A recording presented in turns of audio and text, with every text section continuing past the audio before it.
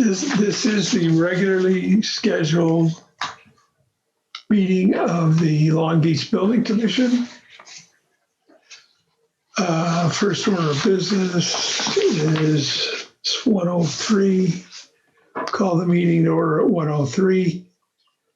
Joe, you're here. Bob LeMay's here. Pete is not. Lou's here. John's here. Joy's here, and I'm here.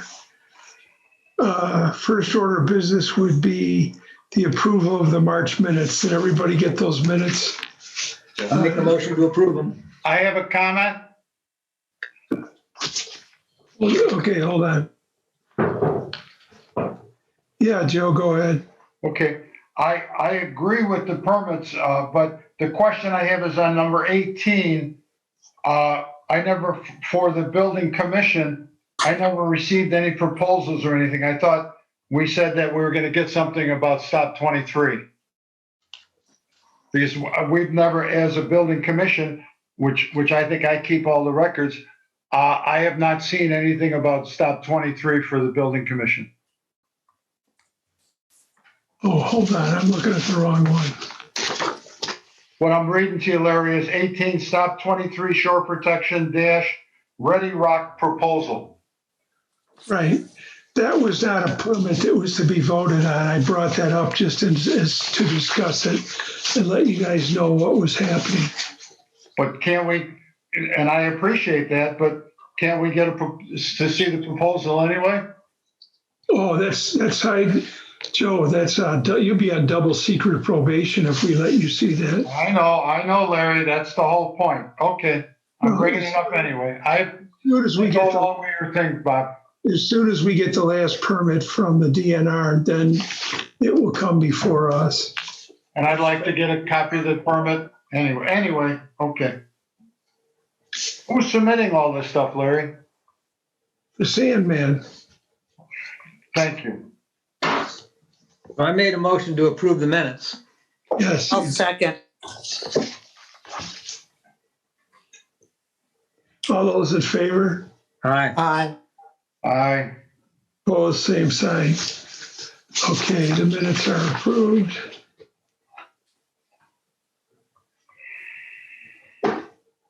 For 9/21. Pardon me. Okay. Next up is the commissioner's report. We had 10 permits with construction costs of $123,487, which generated fees of $2,150. We received 96 calls on permits and/or information requests. And Lou, you can give me your site visits and inspections sometime before the next meeting. 62 site visits, 14 inspections. 62 and 14 inspections. I realized in talking to Deanna before I asked you guys if there's any more things here, I don't include the calls that she gets at the office. Those are people that just call me direct, or if I call them. So she may receive just as many or more than I receive. And I've been talking to her quite a bit lately about, her helping us out. And so we'll cover that at some other time. So any other additions or corrections to the commissioner's report? Yeah, well, if we're going to talk about how many calls were received, I received, I don't know, 50, 60, 70, 80 calls a month that I don't report. Those aren't site visits. I don't report phone calls. I mean, if we're going to do that, that's another number I got to produce. But there's certainly more activity with me and Deanna than just the calls you're getting there. Right. There certainly are. I don't know if that makes any difference to anybody. I just started putting this on here, when I took this job. So, we can leave it on. I just wanted to make sure everybody understood that it's just me, just as Lou said. It doesn't include calls that go to Lou or calls that go to Deanna. I mean, it could be up to where it's close to 300 calls a month just in the building department stuff. And I don't know if that's if everybody wants to hear that or not. No, rather than spell it all out and have to keep track of all the calls, why don't we just say how many calls were received and then put on there by the commissioner? Okay.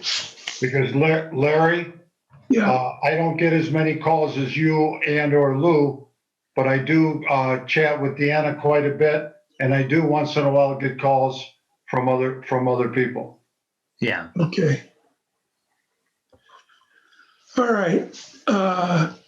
Any other additions or corrections or comments on the commissioner's report? Being none, we'll move on to old business. Number 4 and 5 are pretty much tabled for right now. I think, aren't we good to go with number 4? I think Joy has that information. She met with Yeah, Deanna. she is working with Deanna. I think they got together, right? Joy? Yes, a couple of times, and I sent out a form called Contractor Registration, which was the result of our meetings for everyone to look at and give us their input. I believe I sent it to everyone. Yep. A couple weeks ago. Yep, I gave you some input. Yeah, you're the only one that responded. Joy, would you resend that to me, Joy? I don't recall seeing it. That doesn't Sure. didn't come. It's probably it may have been spammed out or something. Okay, I'll resend it for Okay. discussion at the next meeting. Yeah, that's fine. Also, as Larry, you had said, you've had chats with Deanna. I've had quite a few chats with Deanna. I have some different ideas or new ideas that approach on this whole registration concept. And I've been trying to talk to Deanna and ask her what she thinks. And maybe we get that Renee involved. And maybe by time we're done, we get us. And this is probably not a good time for this because it's a little lengthy conversation. But I'm just thinking by time we're done, Joe won't be involved, or the building commission, quote unquote, won't be that much involved in the registrations. But there's a whole conversation about this. So why don't everybody send their comments back to Joy, and the next meeting Joy can kind of summarize the comments she got and we can talk about it. Does that sound good, Joy? Yeah, it sounds great. Okay. But also, Bob, anyway, I would like to do a summarization also. Well, Okay, Yeah. then everybody can send all their things to Joe if they want. No, what I'm saying is that what I'm proposing is something dramatically different than what we're doing now. And I'm not belittling what Joy did, because now you're working on Joy and Deanna are working on a procedure that would just continue the type of procedure we've been doing. I'm saying that I want to change the whole procedure completely and take myself out of it, the building commission completely out of it, but we need a conversation for that. Yeah, Deanna and I would like to do that too, but if you give me your information, I can compile it all together on one document. I think that would be a good thing to do, Joe. Okay. I don't know what, okay, I'm just, I mean, I could, you know what, I'll talk to Joy first. I don't know what information, okay, we'll talk about it. Yeah, Joy, I'll talk to you about it. I think that's a good idea. And one of these is a prime example, the one that I'm assuming everybody got the email and read it, that Deanna sent me for the guy that wanted to register, but then said that the state law says X. And I mean, I just sent the email back and I said, that may be so, but we're not in charge of that. So, and I neglected to put Mark Swisek on there, which I did send it to Mark after I sent it to you guys so that he can watch out for that group. But, Deanna deals with that stuff on a daily basis. People coming in telling her that your laws are wrong or this is wrong or whatever. And I want to make sure that she has the backup of all of us And I mean, she pretty much knows she's got mine, but so along with that discussion, Joy, I think it's important to note, and maybe you guys already have in the presentation that, a lot of this stuff is just goofiness on a part of, I mean, if you're running a business, you should be able to fill out an application. And if you can't, then maybe you shouldn't be in business. I mean, I'm even talking to the point of the stuff being legible. Yeah.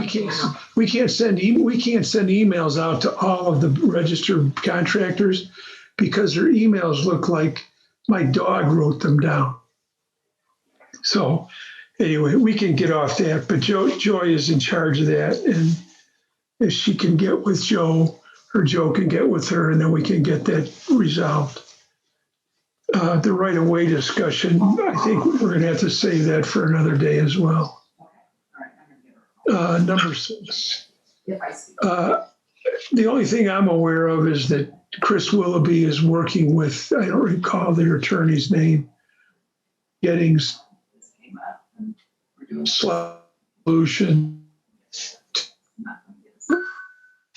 What the issue is. I think everybody knows what the issue is, but so that there's agreement and there's not a lot of infighting, or there's not a problem when the town goes down to do the protection down on the lakefront at stop 23. Bob, unless you have anything else to add on that, but I've talked to Chris, and from my discussions with him, it's still an ongoing situation. Yeah, we're good to do the protection though, as soon as we get the permit from the DNR. Right. That's all I'm waiting on. Yeah. 2700 Oriole Trail, Chris Cleary. Chris called me earlier in the week. He got some information from the county on his, I think from what he's describing is he got his soil scientist work done by either John McQuestion or one of the guys out there. And then he has to take that to the county. The county then approves his permit or his septic system and issues a septic permit. Someone has to be involved in the drawing end of it, which, whether it's Steve Thate or not, then he would put that drawing on the site plan so that we would have a better idea of what's going on. And plus, we need to have the health department permit in order for us to give approval. Anything else on that? I think Bob or somebody brought it up last time, that also on the site plan, it's kind of confusing how he has 3 parking spaces. That he should definitely be looking at that so he doesn't say, oh, why didn't somebody tell me? I think, Bob, you might have brought that up, or one of us did. And I don't see 3 clear parking spaces on the site plan. Right. I talked to him about that. He actually, and his architect, Roger Potratz. Roger came in my office on Monday and we had some discussion about it as well. He really didn't have a really good site plan. The Chris Cleary's driveway is probably 70 feet long, maybe even longer than that. It's on the east side of his property. So he does have plenty of parking. He just needs to note it after he gets the site plan put together. Anything else? So that permit application will be considered in toto at the next meeting. I would expect so. I would expect he'd have all his ducks in a row and his health department permit and his site plan drawn up properly so that we can review the permit. I mean, if he doesn't, then he's going to have to wait till the next meeting. Yep. I mean, I've been by the site, so there's nothing being done. I think they cut a couple of trees down or whatever. But the signs in public view, I think that's really, I know it's in the, Chris is working on it, but I don't think it's on top of his list. That's probably something that we'll have to, we can either leave it on here And, I'll talk to Chris every once in a while about, is he doing anything on it? But I know he's got a lot of irons in the fire with the town right now, so. This was related to what signs? It started with the signs at the Moran property with Stop 23. Remember, they put the private beat signs? Right. Yeah, that issue kind of got resolved. And then the issue of realtors, that the police are on that. Okay, So I think we could probably take that off of our agenda. okay. Because I believe that at the Moran property, they took their signs down. Yes, I know they did. All right, well, I'll take that off. Now, I wasn't sure about this next one, number 9, 1930 Edgemore, the front porch. 21, Larry, 21-3-22. That was approved. That's the permit number. Okay, so then that's off. Number 10, the 1900 Lakeshore Drive job. That's the one that's come into us piecemeal. I think there's been 3 or 4 permits that were requested and different drawings brought in at each time. At the last meeting, there was discussion from Joe had brought up that he had heard from the health department that there was some affidavit necessary. And then since that time, we've received an application for a pool to be installed on that property. But what I saw did not show the natural ordinary high water mark, and that would give us an accurate size of the lot. Yeah. And Larry, it depends on semantics. Did we receive a building permit application for a swimming pool? My answer is no. Have we gotten some documentation that says he wants to do this or that? My answer is yes, but I wouldn't think that we've ever received an official building permit application because, as you said, this is where things are just piled on, and you get lost in the weeds.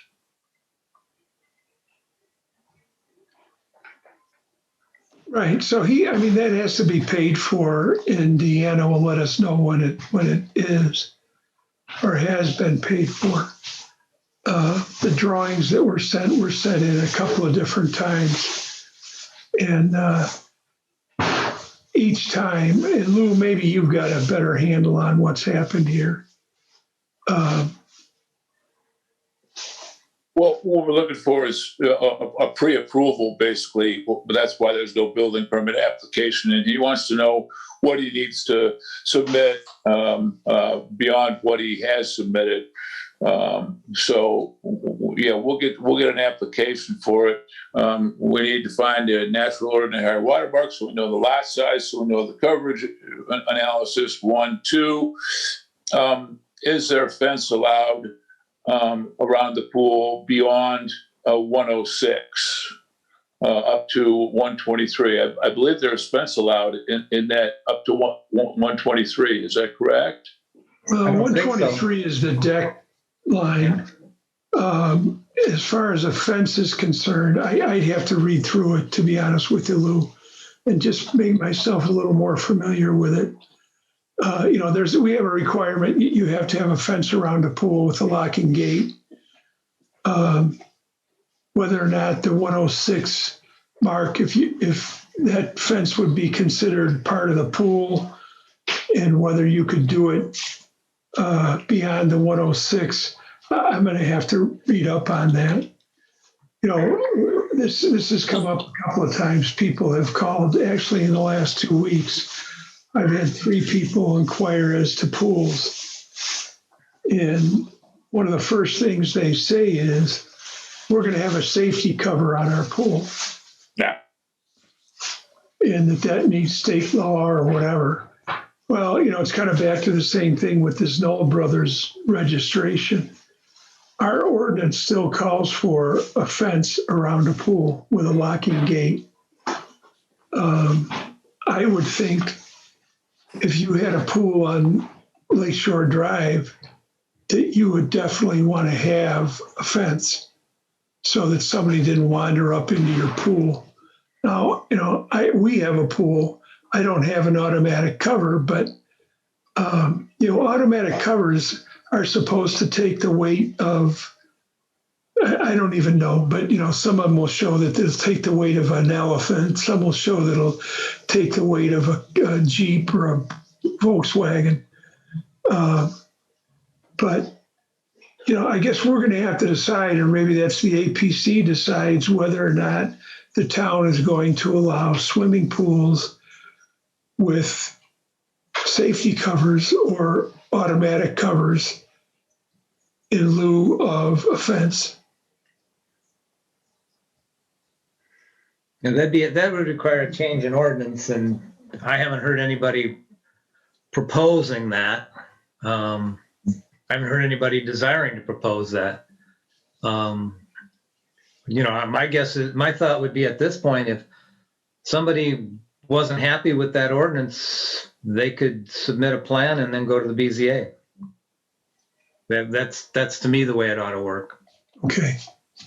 Well, then I'll keep that in mind when I talk to these people. But Lou, as far as 1900 is concerned, I think that's what we need, is just from the natural high water mark to, that's what his lot size would be, and then what his coverage is.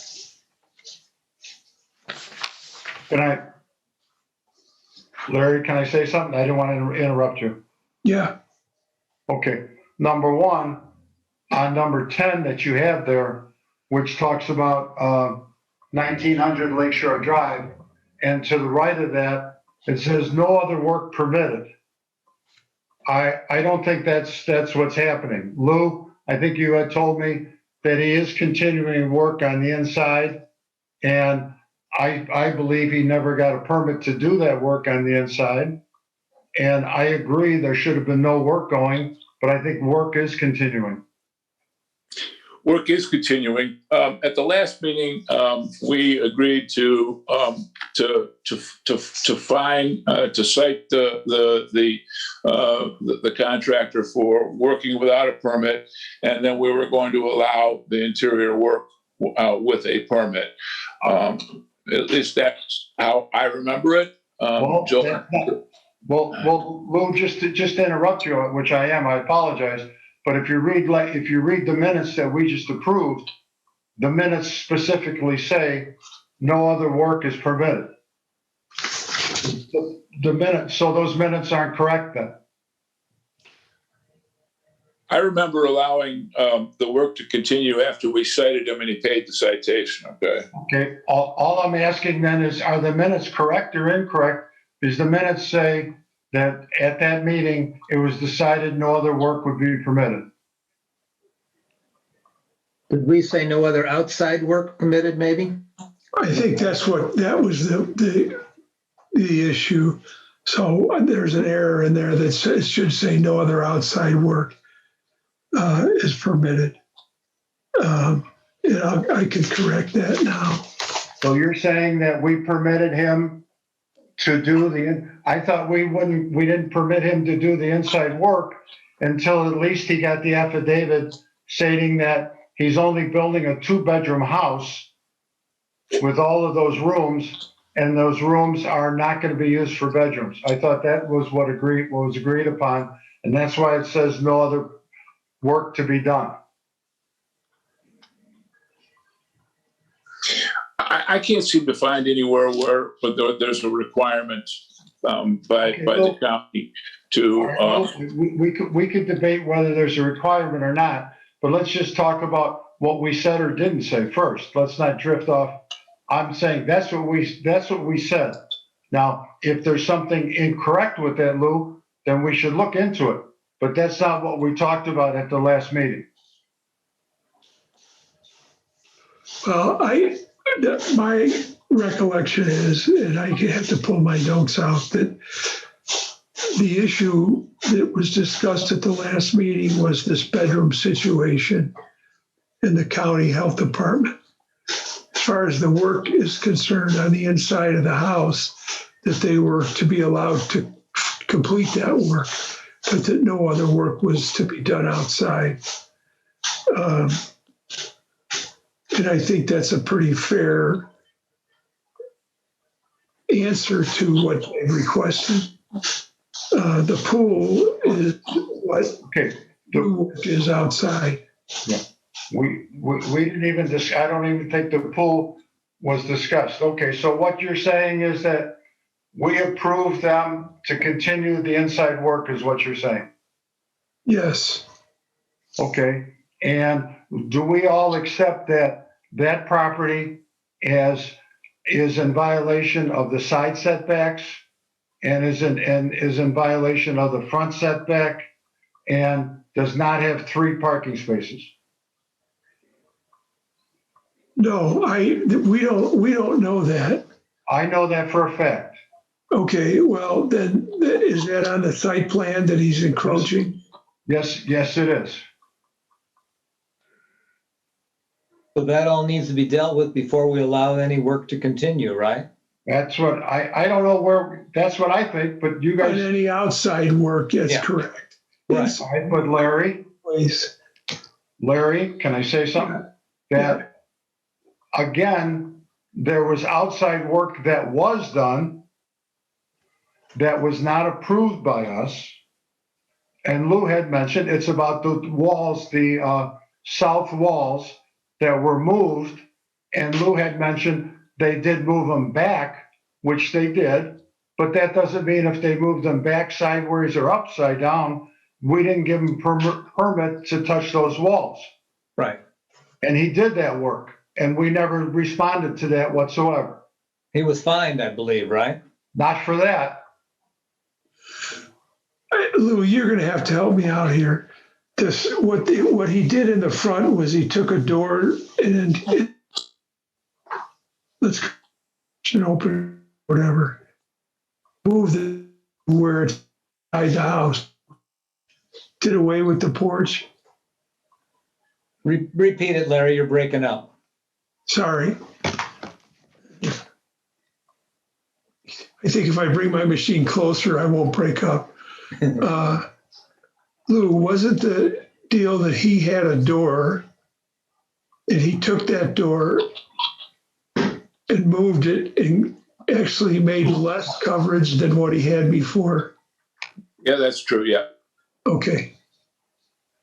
That is true, Larry, but we never gave him a permit to do any of that movement. Well, we gave him a permit to do the exterior work. No, we didn't call it exterior work. We told him he could put the cedar shingles on, and he could do doors and windows. That's what I was talking about.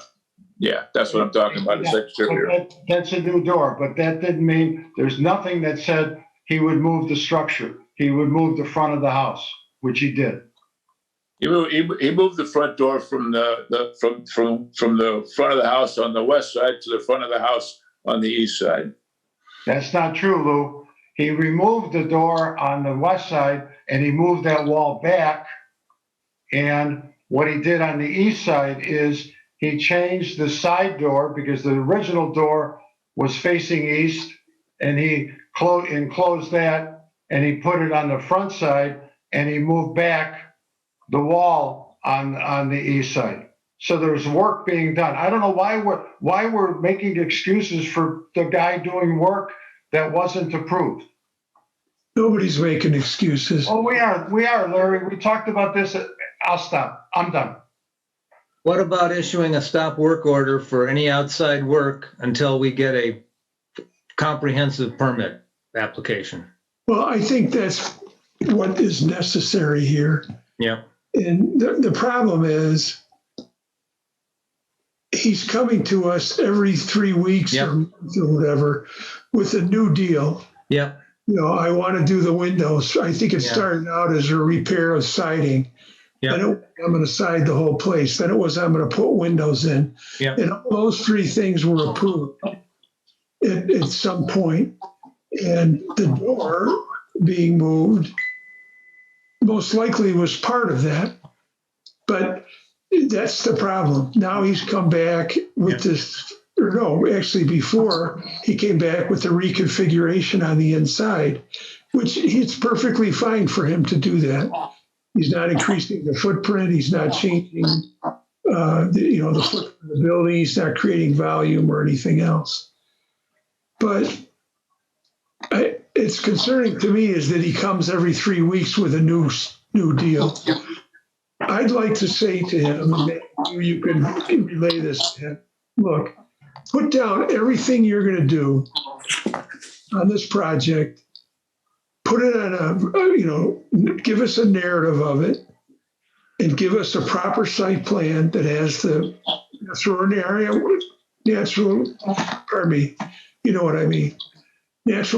high water mark on it.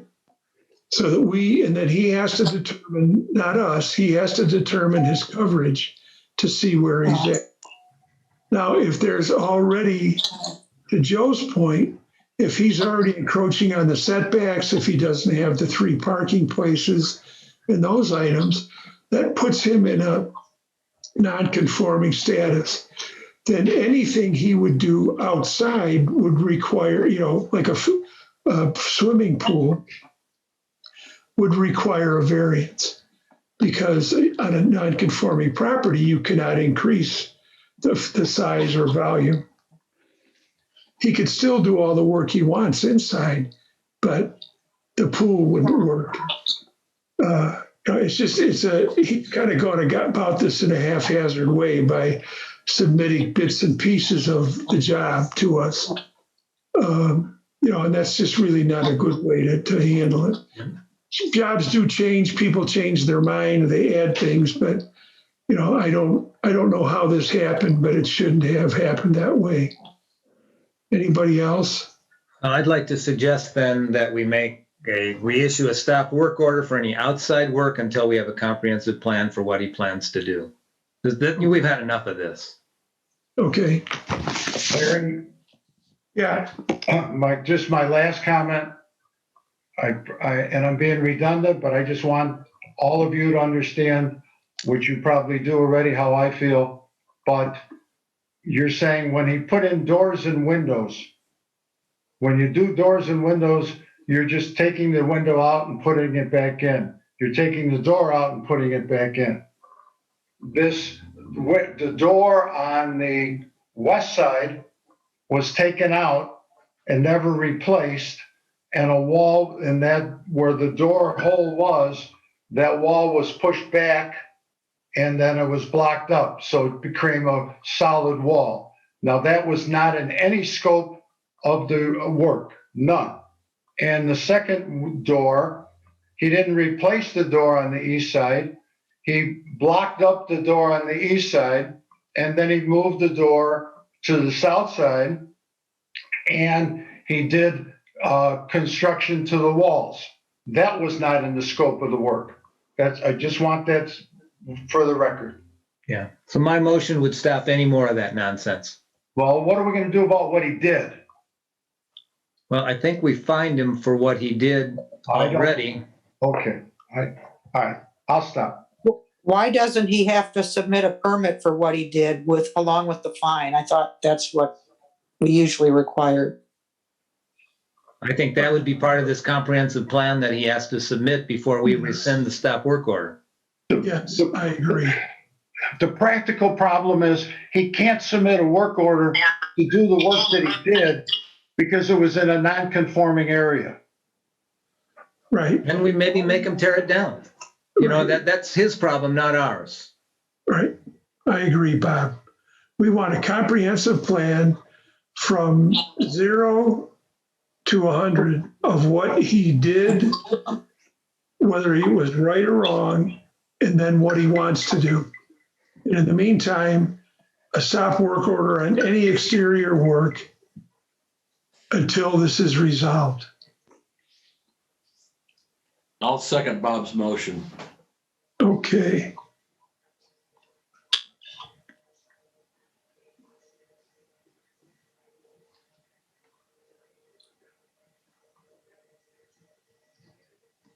Any other discussion? All those in favor, aye. Aye. Opposed, same sign. I'll be present, Larry.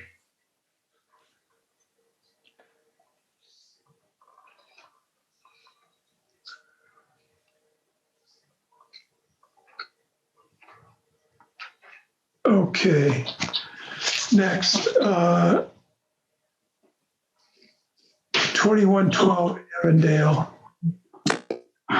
That should have been taken off. We already approved it last meeting, sorry. That's at 21-2-18, Larry. Yeah, I see that it's approved. I just left it on, which I shouldn't have. You guys can dock my pay. Larry, we would never do that, Larry. Maybe you can me, that'd be better. This 2700 stuff, I don't know if we talked about it last meeting. Is everybody familiar with this? Larry? Which one was Yeah. it? Rainbow. Larry, what I heard, let me just say what I heard, and then is that some windows were put in on this property and they weren't put in properly, and they lost their warranty, et cetera, and then something had to be done. Is that close to what happened? Windows were installed. They were installed improperly. When the owner tried to get the contractor that did it back, he never returned calls. So he called me and asked me what to do. And I said, well, I can't give you legal advice, but you should talk to an attorney to see if you can get your money back, because he had to hire somebody else to the tune of, I don't know, $16,000 to remove and replace the windows. And did we ever inspect the work to see that it was indeed substandard? I don't think that came through our department. I think that came from Marvin themselves. I guess my thought is, can we get some documentation of the fact that this work was done substandardly and rescind the registration of the contractor so none of our other residents get stung like this? And I don't know who the contractor is, and I don't think I want to know, but it seems. Go ahead. I know both of the individuals involved. So what I will do is I will ask the owner to submit to us a written complaint. And then at that point in time, it's obviously going to become public information. So then anybody, you could talk about it. But I'll ask the owner to provide us with a letter of complaint, and then we can take action on it. Yeah, he probably should get some documentation from Marvin or whoever the other contractor was too. Okay. Why is this? I'm wondering why this is an issue at this point here that took place 6, 7, 8 months ago. We know that the work was done improperly. Is there somebody that's actively complaining about the work at this point, or why are we doing this now? I get weekly calls from the guys, the owners. Oh. And I've gotten a letter, probably 2 from their attorneys. And I've explained to them that their recourse cannot be through the town unless they want to try to go after his registration bond. And they took my advice, went to see their attorney, and for some reason, I don't know if they've gone after the guy or not. And he said, well, what about his registration? And I explained to him basically what Bob just said was the only way the building commission can act on this is if we have something in writing. So, that's whether or not the owner will do that, I don't know. I think he may be reluctant to do that, but I just want to put it to bed, Lou, because, I don't want to keep getting the calls. Yep. Okay, All right. good. Larry? So the question I have then is that the contractor has not registered for 2021 yet. And I'm just wondering that if the contractor pays us $65 and registers, is there any issues there, or what do we do? Well, if you were to, if the town, I think Bob said that we can do it. If the building commission were to revoke someone's registration, we'd set a time limit on it. Let's say, I think the one time, Bob, correct me if I'm wrong, was 6 months. Yep. So there'd be a hearing, both parties would be able to be represented before us, and then we would have to make a decision. And that decision would be either to let things go or revoke a registration for a period of time. If that individual is not registered this year, then it would, what that decision would be, if the decision was to revoke the registration, that my understanding would be that would be he could not work or register in the town for X period of time. Okay, but Larry, I guess, and I understand everything you said and I appreciate it. The only question I have right now is, let's say Monday, which we won't be doing much until Monday, he submits a registration for 2021. Is there anything different at that point in time? Or is he just like everybody else? He just submitted a registration and he could do the work. That's what my question is. I know it's a difficult question, but what are we doing on Monday when he submits a registration? I'm just hypothetical. He would register, and if there was no action from the building commission, he would be able to register if he completed the registration process properly. Okay. And that if we get a formal complaint from the owner and we meet and it's decided that the registration is going to be revoked, then it would be revoked.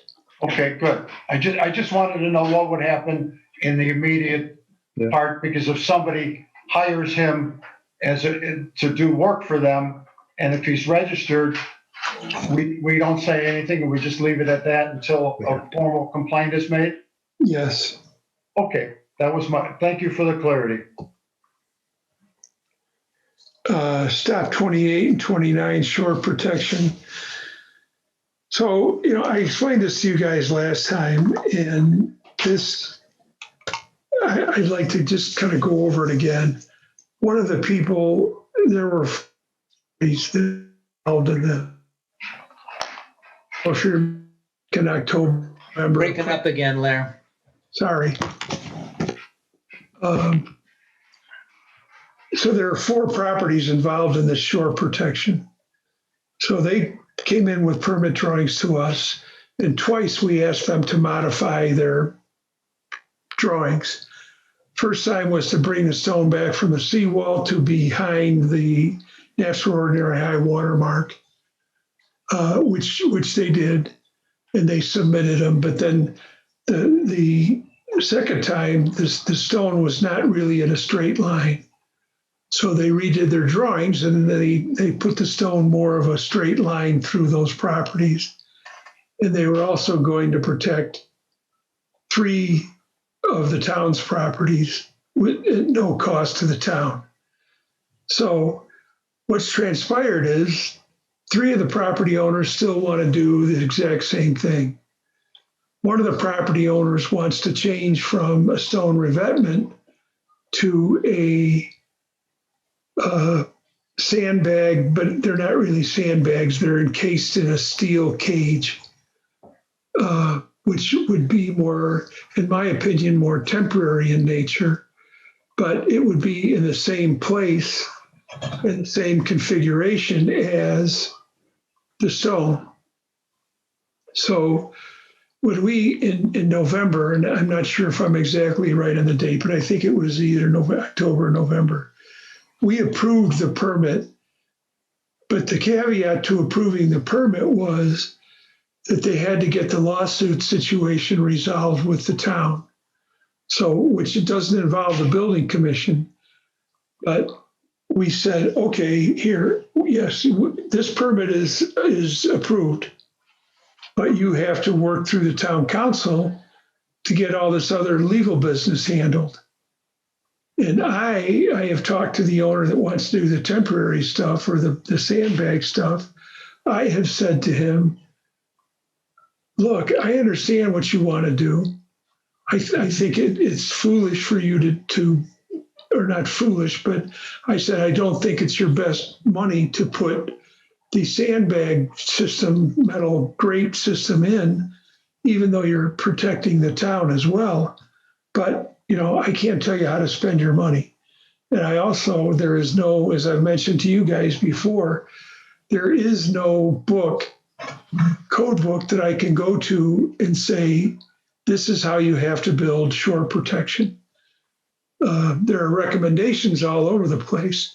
And actually, the Army Corps of Engineers uses this system that he's proposing quite often, but not in our exact circumstances.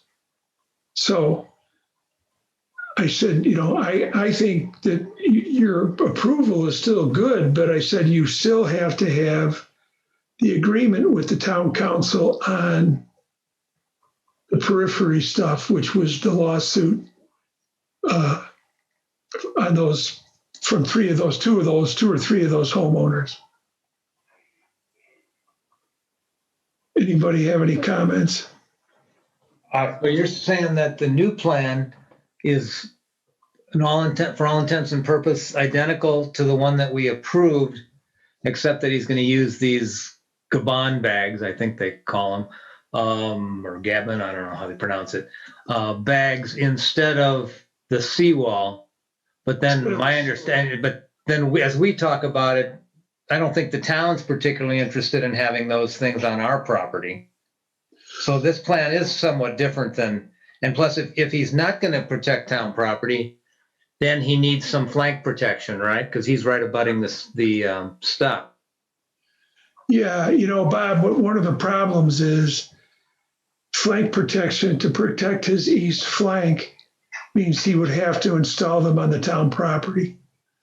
And they would help the town, but my issue with it when it was first brought up was, Tim, this isn't permanent protection. Yep. It could take one or two storms and you could be out of luck. Now, the guy that is installing this stuff says that that's not going to be the case. But, I think I've been around the horn enough to know what's permanent and what's not permanent. Yep. So I guess to answer your question, Bob, he would have to protect his left flank or his east flank, he would have to go across the town's property. Now, is that a permanent fix-year solution for the town? I don't believe so. But it does protect, it would afford him the same protection as the stone for a period of time. It's in the same line, the same configuration behind the high water mark in a straight line, except where it curves back to the town's area. In that area, there's actually been more erosion on the town's property of late than there has been on his, but it's continuing to erode his to the point where it's got to move pretty quickly because otherwise it's going to be in a septic. Yeah, well, and I talked to him also, and I told him, it sounds to me like this plan is different than what we approved. And I suggested to him that he present that plan to the building commission, but I don't see it on the agenda here except for what you have. Because I don't want two things. One, it's a different plan. And two, it's ugly. I don't think that residents of the town, particularly at Stop 29, are going to be too happy with the looks of this on public property and us having given approval for it. So, I think he needs to present a new plan. And that's what I told him, but. Can we, for a little clarity for me, I don't know about the other people. I know Larry and Bob, you guys know the exact properties and who you're talking about. And I'm just trying to envision, are you saying the person that wants, because I assume you don't want to mention the names of these people, it sounds like it. But if you're saying the person that wants to put in the different thing is his property next to the bus stop? Yes. Yes. Okay, because I was only counting 3 properties. Is Lyons isn't involved in this because he's all done, isn't he? Yes. Okay, so you guys mentioned 4. I only see 3. Who's the 4th one? Stop 28 Denver. Oh, you're going way down. You're throwing him in because that's so much different than the other 3. Right. That's to protect it's the same thing. No, Larry, I'm sorry. I understand that he needs protection. I'm not saying that at all. But all I'm saying is the 3 of these are adjacent to each other. And then he's way down at the other end. Yeah. And it just seems, okay. Now, are we still talking about fixing the bus stop and allowing them to use that property on the west side of the Osborne property? Yes. That's still part of the works? Yes. Okay. All right. And then I just have to say this, and I know it's not for us, but I just want to get it out. I don't understand how the building commission could approve a permit for a project in the same location of where there was a permit for that location 5.5 years ago, and there was a stop work order put in on that property 5.5 years ago. And I don't know longevity of a permit or a stop work order, but I think those have to possibly be involved in this somehow. That's the whole town council end of it. It's I not the, know, but what do we do as a building commission? We're issuing a permit for a piece of property where we did a stop, where there's an existing stop work order. right. And as I explained at the last meeting when we talked about this, there would no longer be a stop work order. Part of the easiest or simplest resolution would be for them to remove or claw back requests that their permits be pulled. So then their permits would no longer be valid. The stop work order for those permits would no longer be valid, and that the lawsuit would be dropped. Now, that's just information. That's not the facts or anything. That's just information that came back from me. But that's the whole thing that we've said to these people from day one. The building commission cannot negotiate for the town council. No, I understand that. I understand. Let me, and I understand everything you said, Larry. I just have one other question. That property, without mentioning names then, the property to the east of the bus stop, it seems like their situation has been remedied and everything seems to be done. We've given that property, I believe, two building permits, and they also had this stop work order. Is that going to be at least cleaned up where there's no need for a building permit and a stop work order on that property? That's right, but that's not our charge. That's the town council's. But we issued 2 permits for a property that had a stop work order. Yes, that's true. Okay.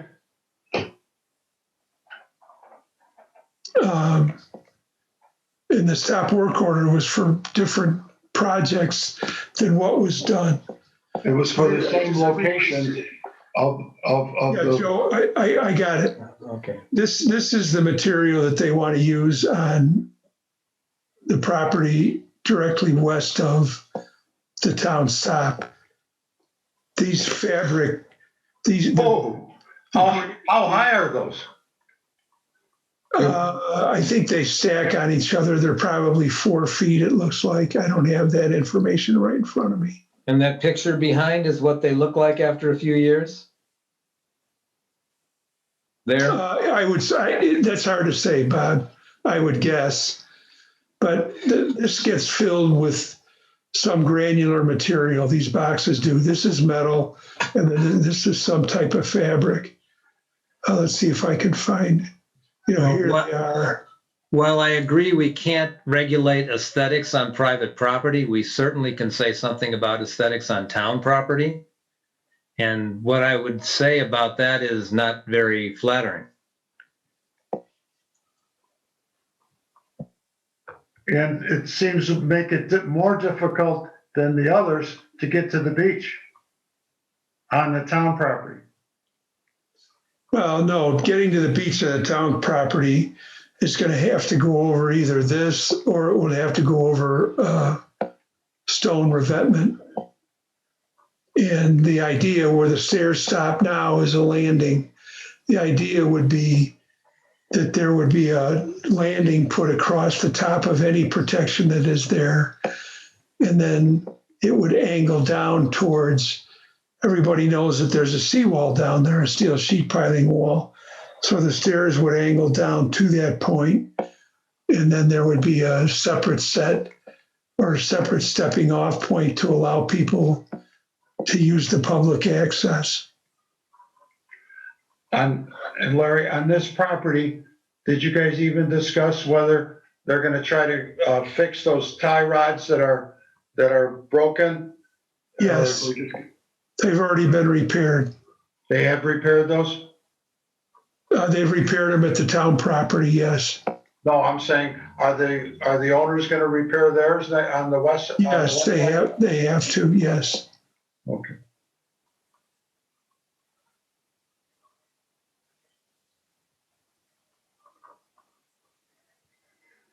So this is, like I said, this is what he's proposing, is this type of material. And this looks like, I can't tell you how long this has been in, but everybody can see this, right? Yep. Yeah. And that's a lot less expensive, Larry? Yes, and the reason it's less expensive is because it's a temporary by nature. I mean, they'll tell you right in here. I guess it's used by the Army and some of the other services to maintain riverbanks. Now here it happens to be shown, I don't think this is a riverbank. This is a fairly large body of water. So they've got it along here protecting that shoreline here.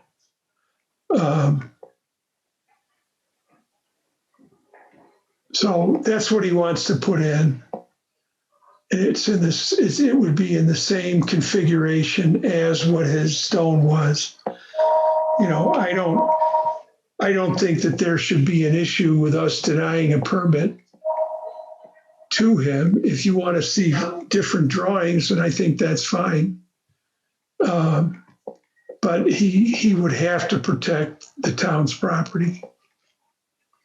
There's no way around it, because if he just protected his property and then, stopped, and even if he turned up the town's property a little bit, his whole flank, which is the town's property, would erode away the water down. I guess my concern is that, the constituents of the town are going to go crazy if they see this at their stop. And I have to admit, I wouldn't want to see it at my stop. Well, I mean, I have to have an answer for this guy, whether, Well, we've already approved the original permit for the rock. Yep. So what you're saying is you want a different permit. You want to see a different permit for this, or a different drawing or whatever for this stuff, which I'm sure he will provide. I think I guess, that I would was be okay with revetment across the stop, but this stuff is, it looks like Beirut, Don't forget that the stop down there is a lot larger than a 40-foot stop. Right, and that's why he has to protect it, because his property right now, you know, where that large deck I wouldn't call it a deck, but anyway. with the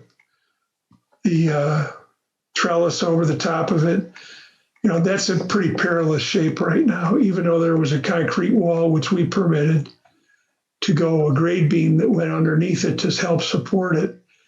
The erosion has now caused that. There's problems there.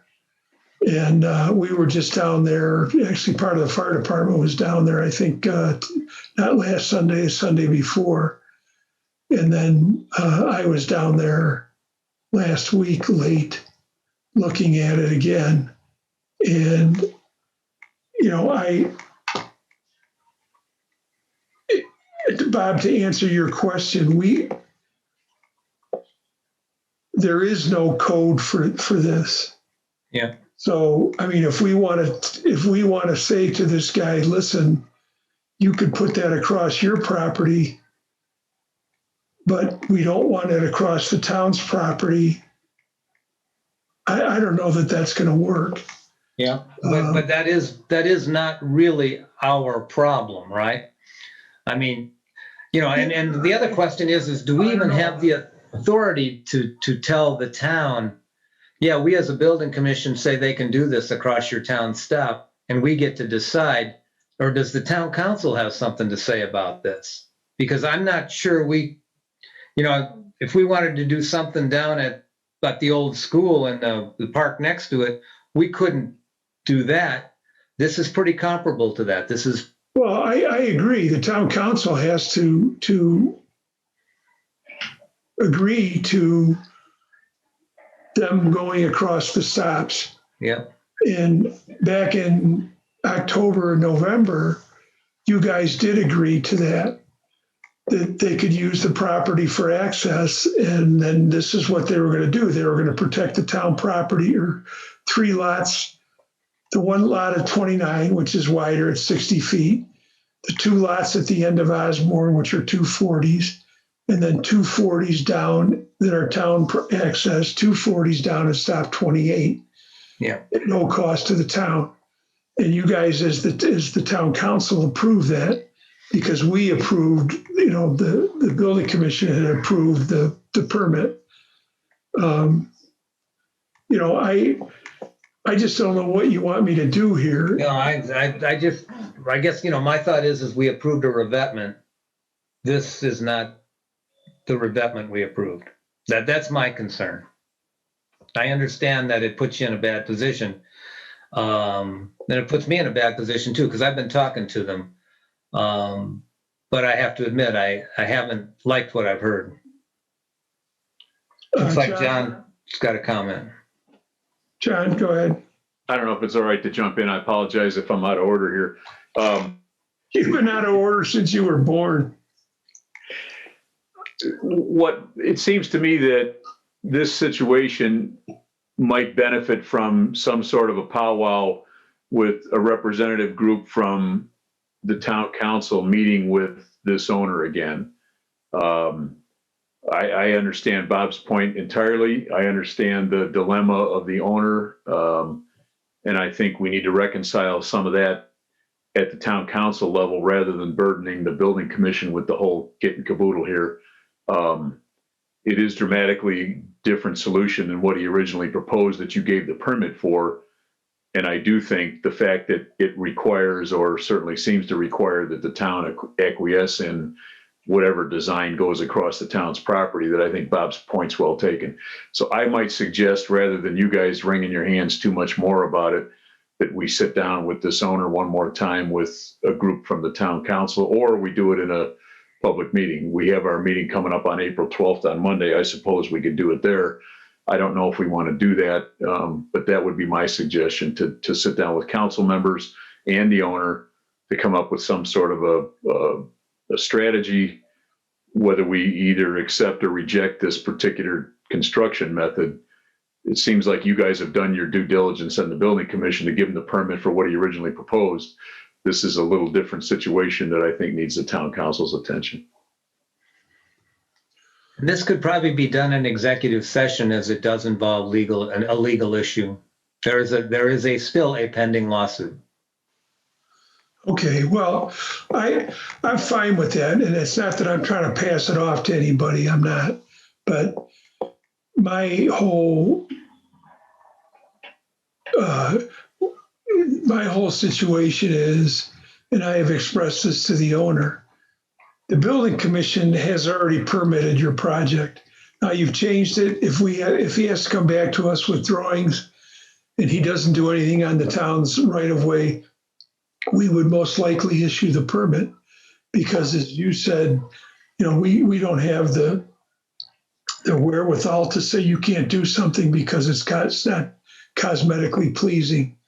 So, but at that point, which I think is not a big, long, drawn-out thing, at that point, it really is the town council situation. And I've explained that to the owner, to Tim, numerous times. And I was, it was always, he was going to try to talk to Chris Willoughby and I don't know who's representing him now.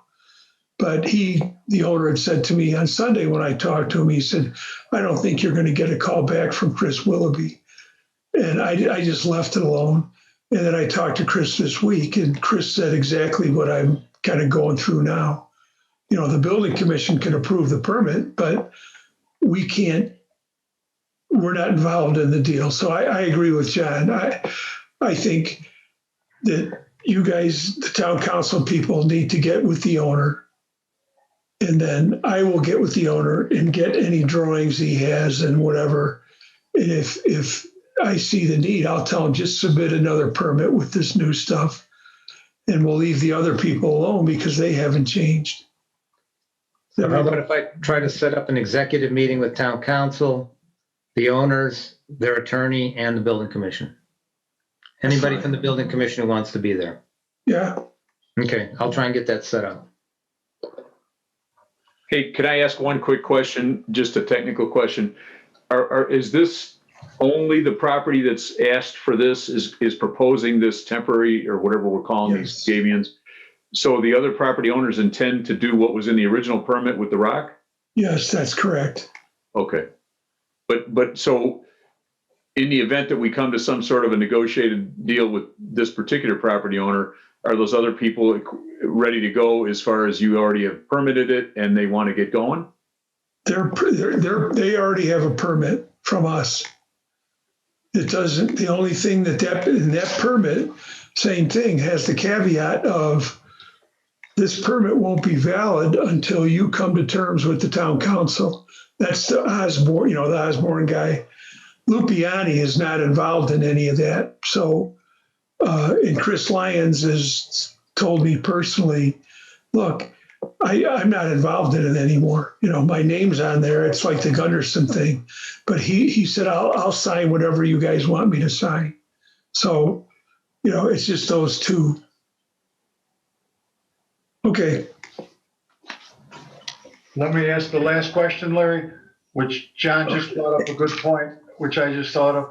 Is there any issue about this new product meshing with the old approach? And is there something that'll be copacetic where they can coexist with each other? Absolutely. Okay. These meshes are malleable or pliable, so they're set without fill in them. Okay. So they could be set into or behind one of the large rock, and then when they were filled, they'd create their own seals, so to say. Okay. Thank you. All right. Okay.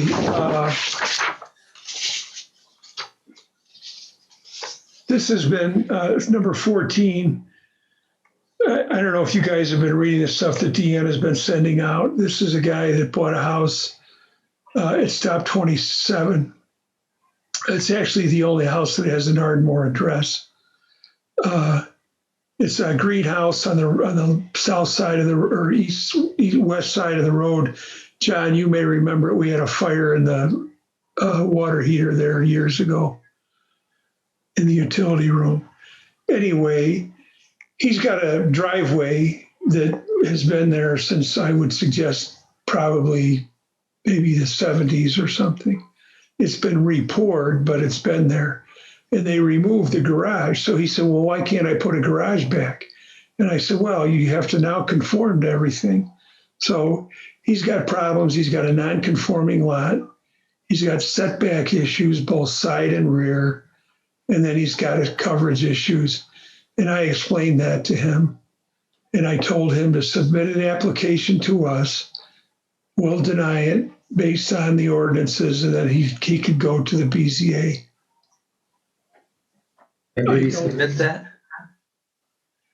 He submitted it, but he didn't submit any money. Deanna and I were talking about it earlier today. She was going to call him back while we're on this meeting and just say, hey, you know, stuff doesn't move until we get the scratch. Yeah.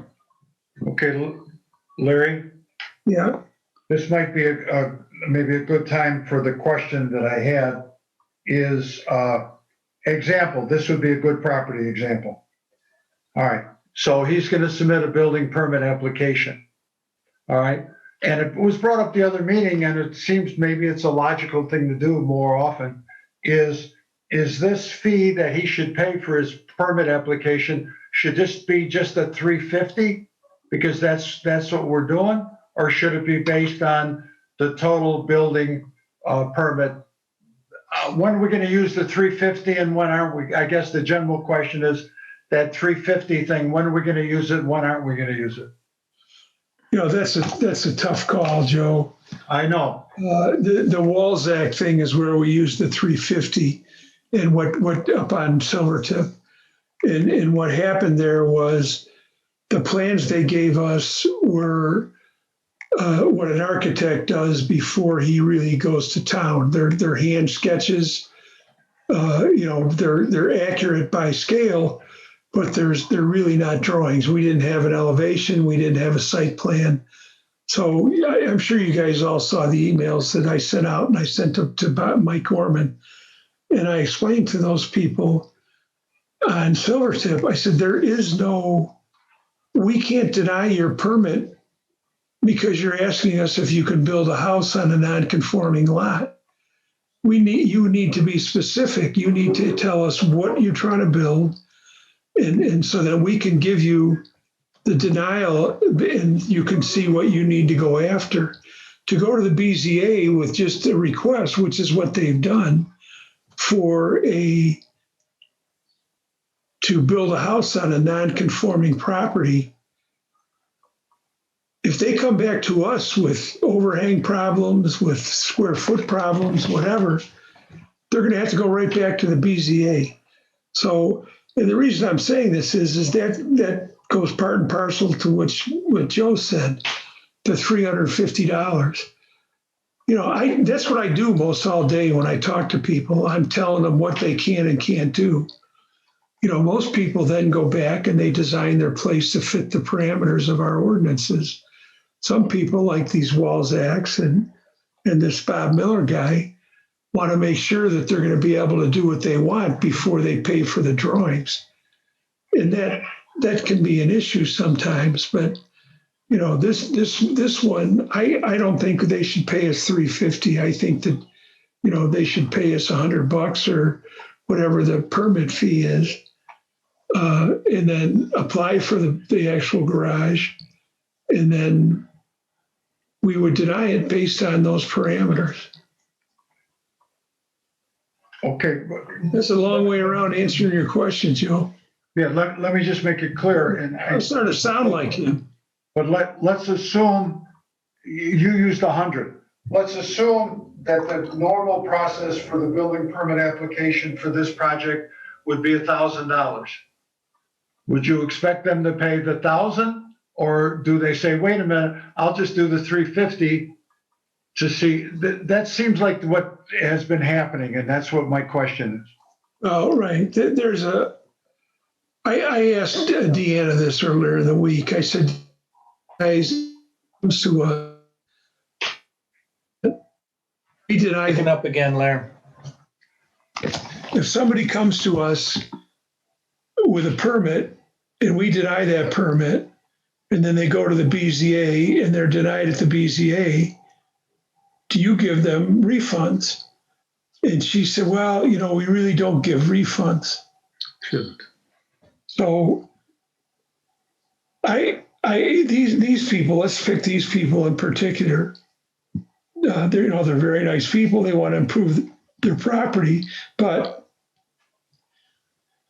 it's going to be pretty hard. They would have very high density on this lot. And I think it's going to be pretty tough sell at the BZA level to get all these things resolved. So I guess I feel a little bad having somebody send in, $1,500 knowing that they're not going to get it back. So I don't know if we need to add a different kind of fee. Is it the $350? Well, then that's fine. Then let's keep it $350. Yeah, that's what I was thinking, Larry. Either we're going to have two, either whatever the application permit determines, or $350, or are you saying maybe we need a third one, which would be $100? I don't know, but I'm just bringing the question up. Well, I don't What's know. the estimated cost of this project? Well, if it's a garage, they're probably going to build it themselves, knowing the fee. So So isn't that permit fee based on the cost of the project? let's say it's Yeah. $20,000. Okay. And so what's the permit fee on a $20,000 project? 200, right? I think that might be 500, but don't hold me to it. Right. It's a percentage, right? Yes. It's 250. No. It's 250? right. So it's Was it 5% of the project, Lou? no, it's a stated amount. Only when you get over 50,000, it goes to 1%. I see. So I mean, maybe I'm opening up a can of worms here. If somebody calls me and asks me something, somebody called me this morning about a pool on a property in Hidden Shores. So I bring it up on Beacon, and I said, well, here's the deal. You're most likely going to have to go for a variance. So I said, you're going to have to put together all your information, get a site plan, get your drawings together, send it to us with the permit fee. We'll deny it, and then you'll have to go to the BZA. So what cost is that? So how much did it cost to how much did the town's money for me to be on the phone with her for an hour and a half or 2 hours does it cost? I don't know. And maybe we shouldn't do things that way. Lou has often said, Lou, you can help me out here. A couple of the towns you were involved with base their permit fees on square footage or different projects, right? Yeah. Yeah, not based on the value. So for We these, got to deal with the ordinances we have. yeah, I understand that. I just don't know. Maybe the answer is we just charge, if we're going to look at it, we charge everybody $350. And I don't think this guy was balking at that at all. Yeah, he's saving the cost of having to get those drawings, right? Right. So, I mean, to me, the choice is the applicants as to which fee they want to pay. I think that's the way we need to do it. Because, we need to make sure we're not being arbitrary. Right. And that's what I'm afraid of, Bob. I don't want to have somebody be able to call me or call us on the carpet and say, hey, you did this for this guy. Yep. Well, why not me? Yep. So you're right. Let's just stick with the 350. So let me just get into the minutia just for a second. So am I still going to, like this Artmore guy, do I still have to submit a building permit application, or do I give you $350 and go to the BZA? No, you give us $350 and you send your plans to us and we review them. And then we tell you, we would not be able to give you a permit based on XXX. And if we approve the permit, then we would go to the cost and use the $350 towards the cost. Right. Okay, I think if everybody understands it, I do. Thank you. Yep. All right. Next up is 2010 Oriole Trail. Deanna sent an email out to everybody.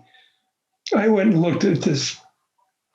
Supposedly, when they were doing the paving, they damaged this guy's stone gravel lot.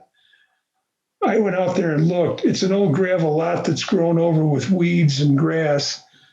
I can't see any damage. So my personal opinion is I will just send them an email and say, sir, I've reviewed your property and I don't see any damage that was created by either the town's forces or whoever did the paving. I don't know, maybe John Wall should look at it first. Is he still I with us? was actually out there, if it's all right for me to mention what we've done. The town office got the call or these documents were submitted, and Deanna held them for a couple of days so that Tom and I could go out and take a look at this situation. So what happened was there was a drainage structure put in at that location as part of the community grant program last year with the paving operations. And anytime that happens, there's material stored and equipment and those sorts of things in the general area. So they're probably more than likely, in fact, I'm been assured that there was some material stored there and some equipment stored on this lot. However, there are some very slight little asphalt rocks like you'd find anywhere along a paving project up in there. There's really no significant influence or damage or impact to that existing lot. I will share with you that this owner had spoken to Tom at least more than a year ago about doing this project anyway, so the influence of the paving project was non-existent. I will say, in terms of permits for these types of things, it's not a bad idea for the street commission to be involved and or Tom Dolph by virtue of being involved with the street commission, because there are some drainage issues in that area that we attempted to correct with the paving project. We have some remedial action that's going to have to go on in that area now because it didn't work as well as was planned. So it'd be nice to tie that together with the commission's efforts in the event you do issue a permit. I'd recommend that when it's strictly a paving sort of a thing or a butts pavement, that you let us know about it in general for the future. And in this case in particular, if you want to issue a permit, I don't have a problem with that, but I'd make a note on it that they are required to talk to the street commission. They have not actually asked for a permit, John. It was kind of a screwy thing.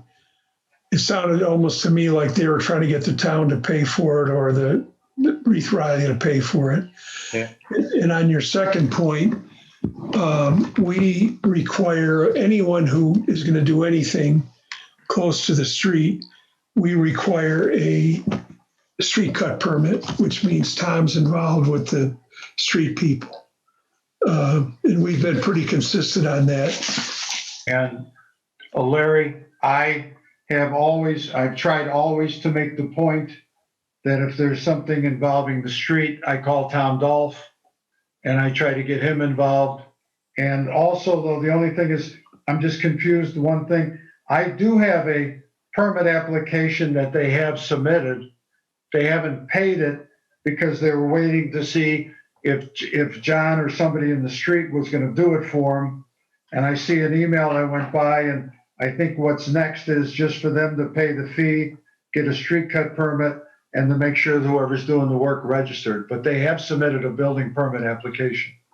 Right, but the way we operate is we wouldn't look at a building permit application unless they had paid the fee.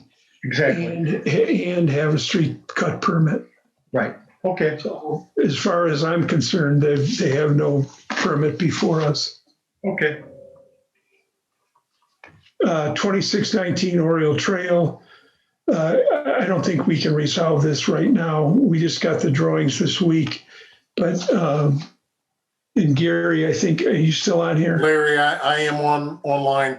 I tried to submit everything Friday. Was not aware that you guys were shut down last Friday for Good Friday. So the site plan and septic drawings were under revision. We had submitted to the LaPorte County Health Department.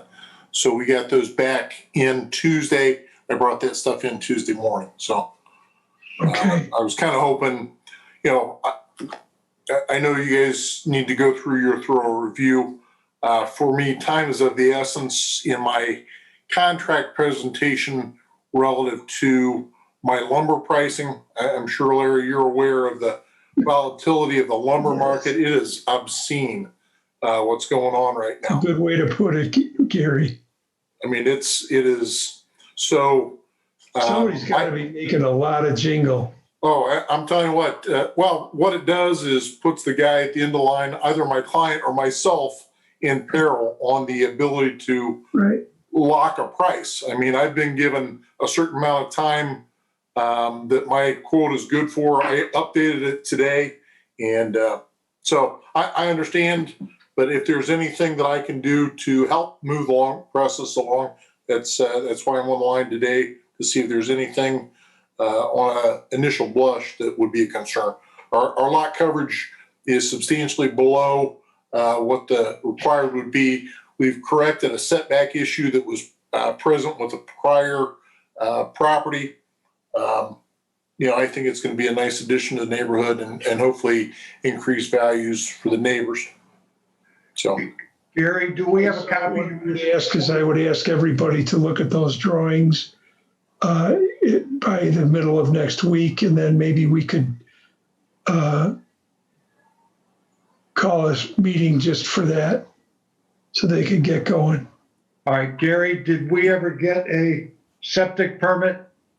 The septic permit we will have by the end of the week next week. As with so many things, the health department is backed up. They did a preliminary review and asked for some minor revisions.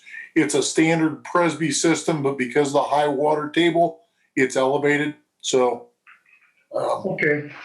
But I see no, the soils tests were done. Steve Thade, who has tremendous experience, did the design work.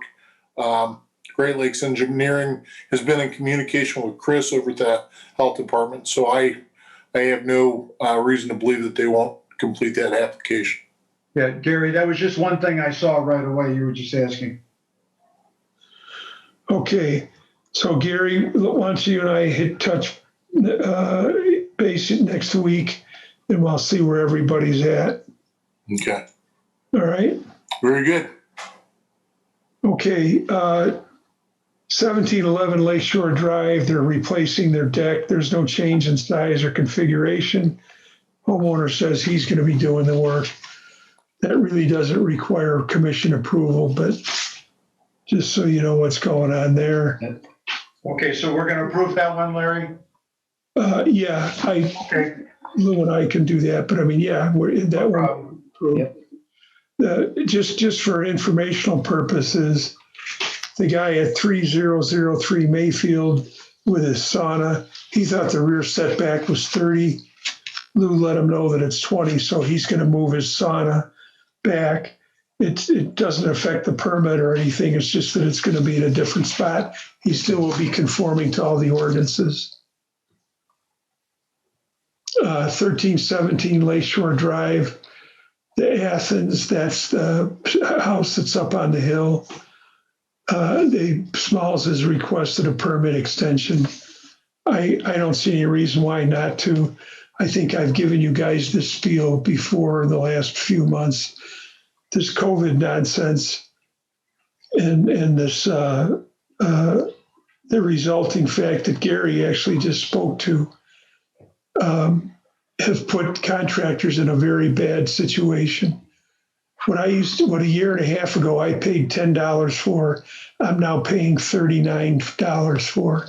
Yeah. And on top of that, the availability of this stuff, sometimes treated lumber, one of the local lumber yards was going to one of the big box stores, buying treated lumber from them and selling it for less to their own customers to keep their customers happy. And then it got to the point where you couldn't even get treated lumber. So I think that we should grant the permit extension on 1317. How far do you want to go, Larry? I don't think he really asked. Lou,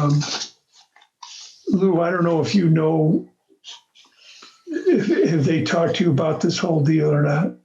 Yeah, but typically when we grant a permit for extension, we give them 4 months. And if they don't finish in 4 months, then we review for a new fee.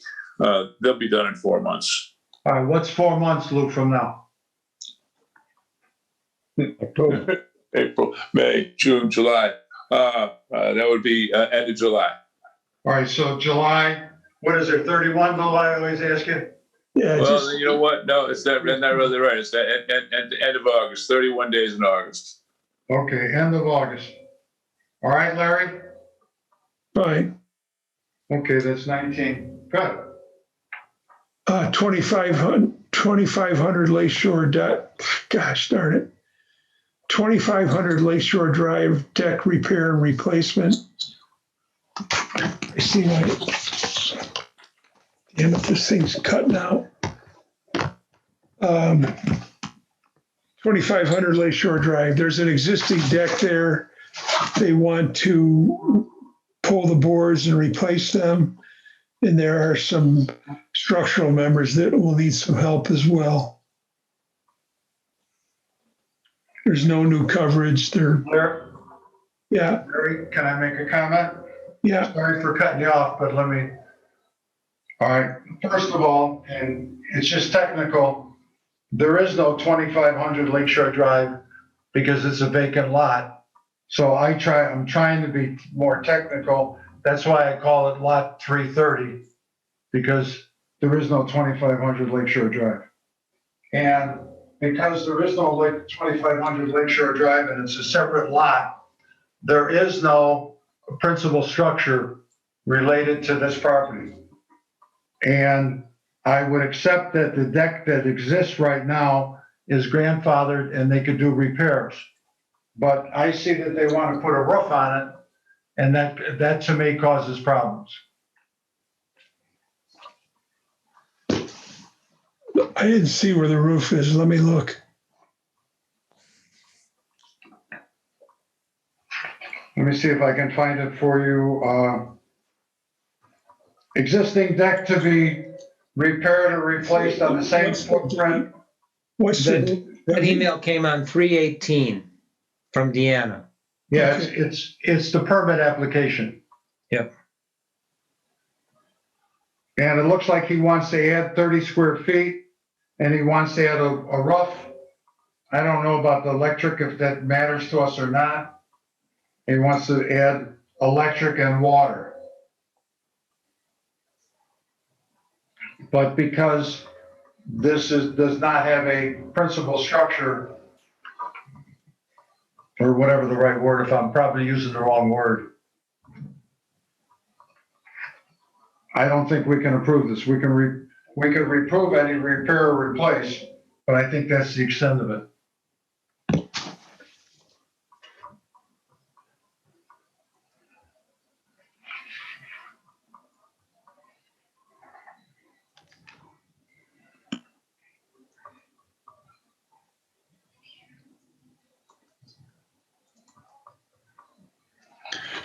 Okay.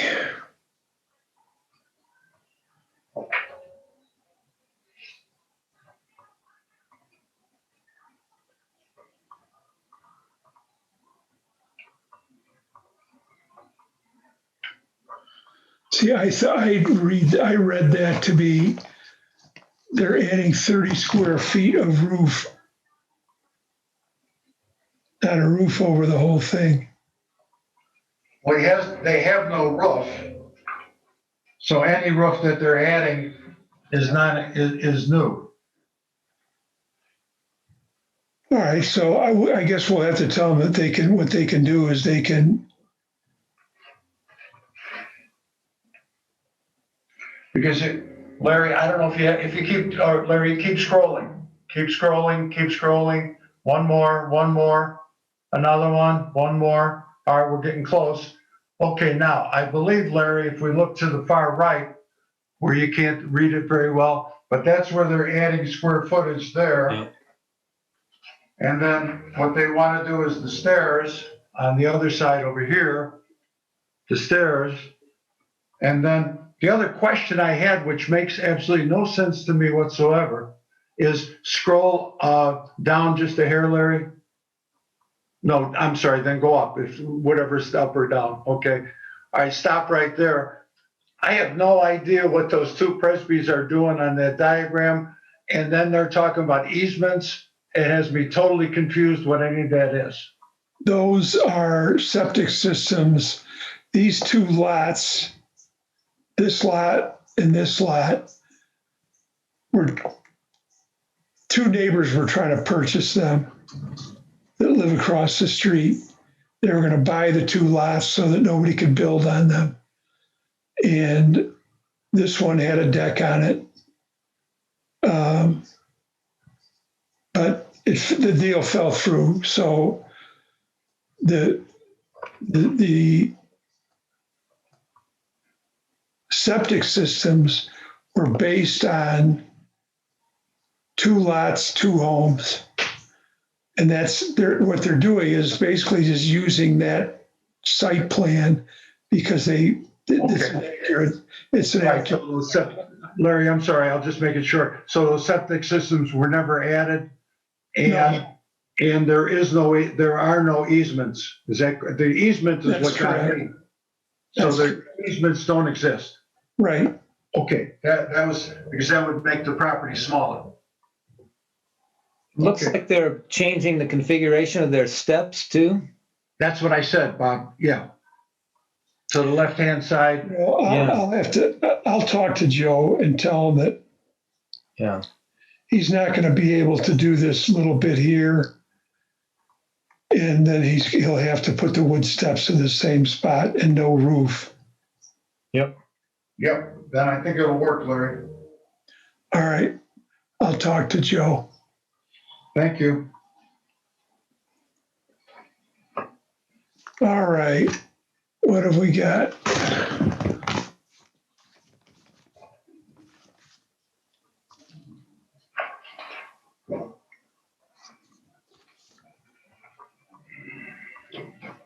Okay, we got 2811 Elbridge Way.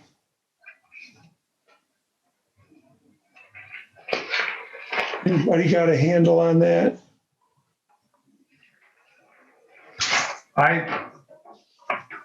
Nobody's got a handle on Want me that. to, Larry? Yeah. The one thing, do you guys remember, and I don't have my book. God forbid I'm in Chicago, and I don't have my book for this pie-shaped lots. But I think the side setback for pie shape is 15 all the way around, or am I wrong? The arc is 15 and the right angle is 15 also, or is it different? What are the side setbacks? Do you know off the top of your head, Larry? They're still 10, but the No, I thought they were 15. Are you sure? lot, there has to be 15 foot of clearance. Hold on, let me look it up. I'll bring it up. Because that's that special one on that one attachment.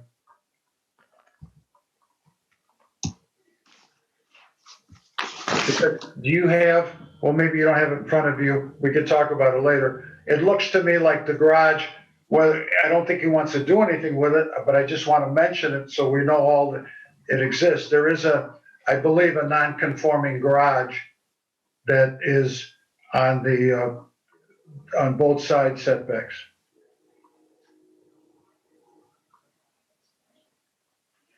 And he wants to put in a lot of foliage, if that's the right word.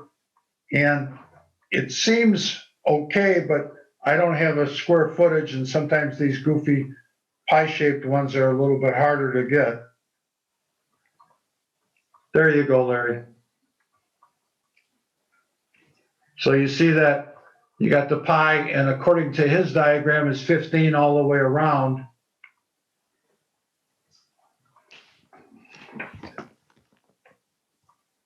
And if you look in the right-hand corner, you're going to see the garage, which is on the covering both of the side setbacks, the side setback and the back setback, which just makes a non-conforming garage. I don't know if that changes anything.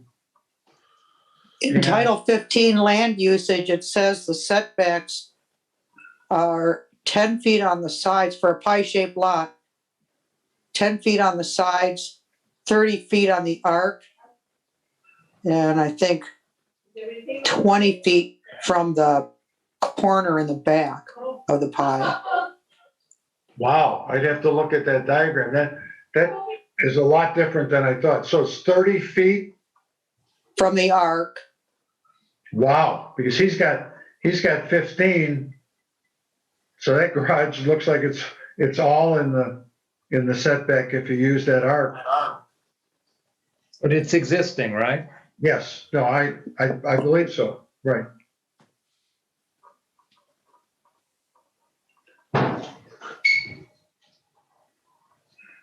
So, like I say, the only question, Lou, I don't know how many questions you have. The only question I have is just some kind of, it's probably going to be tough, but some kind of square footage of everything he wants to put in. He wants to do a beautiful job.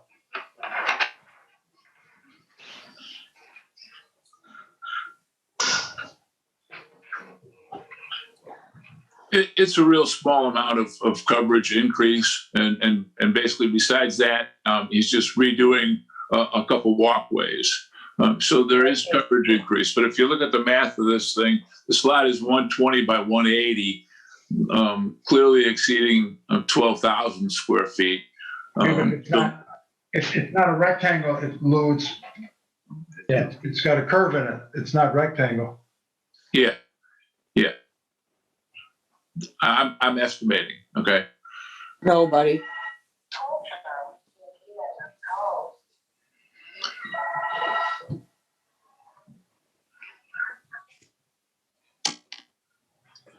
It looks to me like a project that we shouldn't have a coverage issue.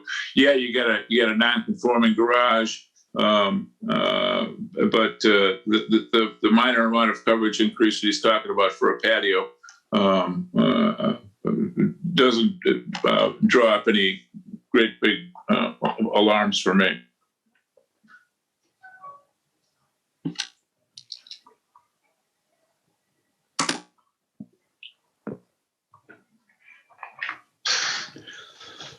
Well, I think to be safe, and I don't want to start doing this for people. It's up to them. They should provide us with the coverage, size of the lot, and the coverage. He's got a lot of stuff written on here, but it's really not our job to go through and pick through his drawing and get the square footages of stuff. I mean, he has to do that. And I think, as you guys can see, I mean, he's got 1,000 square feet here, 62 for the planter and that stuff. But then you got to go through the whole drawing. So have you talked to him, Lou? Yeah, I have at length. Yeah. Just tell him to get his square footage together and get it on this drawing so that we can have some semblance of we're doing the right thing here. Or not some semblance, but some sense. Okay.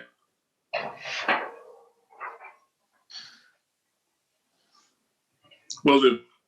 All right. Okay. Butterbach, 2918 Roslyn Trail. I've seen more paperwork and notes on this fence. It's pretty simple. Their fence just has to be 6 inches off the property line. Has there been a problem with it, Lou? Now we got, Larry, I'm sorry, we've approved the fence. Now we got a hot tub. Yeah, the fence has been approved. We have a permit for that. Now they want to put a hot tub in. And from what I've seen here, they put a fence in. But I've tried to speak to them a couple times here this week and gotten no return calls. I'm not sure they want to put a hot tub in at all anymore. So So we just let it go. I don't think it should be on the agenda today. All right, so we're not approving anything. We're just putting it on hold. Is that right? That would be my suggestion. Okay. All right, 2,500 we already hit. Right. 2910 Schiller Garage. I have not looked, I've glanced through the drawings, but I have not looked Oh, at Larry, those two. Larry, Yeah, I got a kick out of this one. I did a lot of work. I did too many phone calls. This one is quite interesting. And the Schiller. yes, because we do have an ordinance that says you have to have a principal structure to put auxiliary structures, which is fine. But if you look at the address of this property is 2910 Belle Plaine, and this property is made up of parts or all of 4 different lots. And and then I had to call everybody to find out history, et cetera, that one of the lots that's part of this address is on the other side of Summit. So Summit goes through the middle of this property. And then I asked about that, and she told me that that was something that happened back in the 70s, where they had to take some property to build Summit. So our ordinance says you need a structure, and it's all on the same property because the property is 2910 Belle Plaine.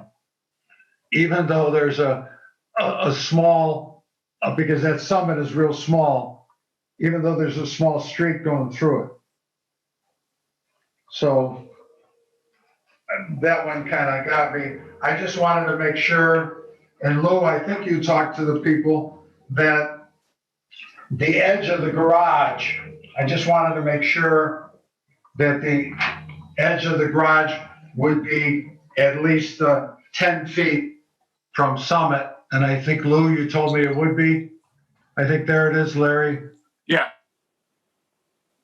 Yeah. And These lots are adjoined on a tax basis, so it is one property in terms of ownership.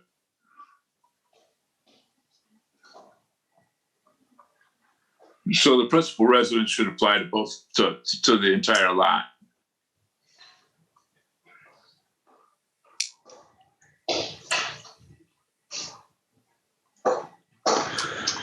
Okay, so does everybody understand what Joe's point is? Here's the house, Belle Plaine. This is Summit Drive. So they own all these lots here, and they want to put their garage on the lot that's at Summit Drive. It's an existing garage. They just want to make it a little bit bigger, extending out over on the existing coverage driveway, adding 6 feet or something like that to the size of the garage.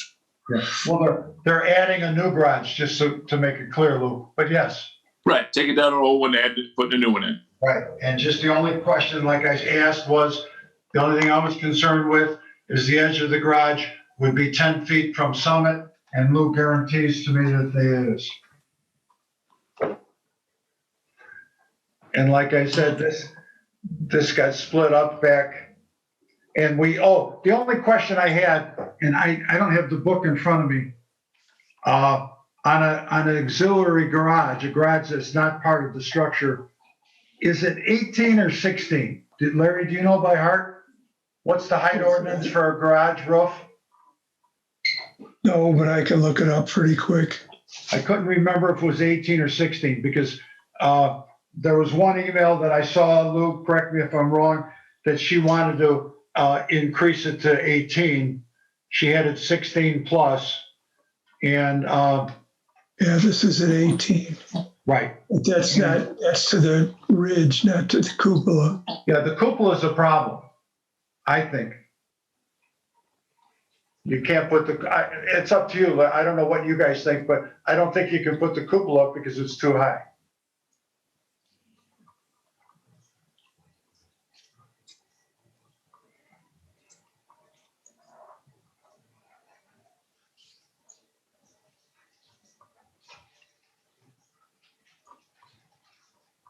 Yeah, I think this is to the ridge, not to the cupola is higher than that. So, I guess we'll just have to tell them that they can't put that on unless they want to build a garage and then go get a variance to put the cupola on later. Or put You know, flashing lights so airplanes don't run into it. That's right. The thing that I was concerned about is I wanted to make sure that we weren't creating a living Right. space here. Right. But did you get a chance to check if it was 16 or 18, Larry? No, I haven't looked. Okay, I'm sorry. Lou, you don't have that, do you? Not in front of me. Okay, sorry, I don't either, being. But I think if the ordinance is 18, and take out the cupola, I think you gotta go, but that's up to you guys. What do you think? Well, how about this? How about we take a vote on this? If they remove the cupola and that we find that 18 is the garage height. Everybody okay with that? And is that setback for the garage with Summit Drive, is it 10 feet from the pavement or 10 feet from the right of way? 10 feet from the street. Well, Okay. it would be 10 feet from their lot line. Which is Which I would pavement? think Right away. is that Summit. Okay. And And I we're think saying they can combine the lots even though Summit Avenue. Because even though like I was told, they didn't combine them yesterday. These have, according to what I got from, I always call it Laporte, that they've been connected since the 70s. Yeah. Well, and our attorney, I know people will argue with this, but they would say that you do own to the center of the right of way. And I know you're going to argue with that, Joe, so I understand. You don't even have to bring that up. I think if But that would be a rationale for combining the lots too. no, but they can't, they don't. I asked them. They don't want. They don't combine lots normally. This has been combined since the 70s. Right.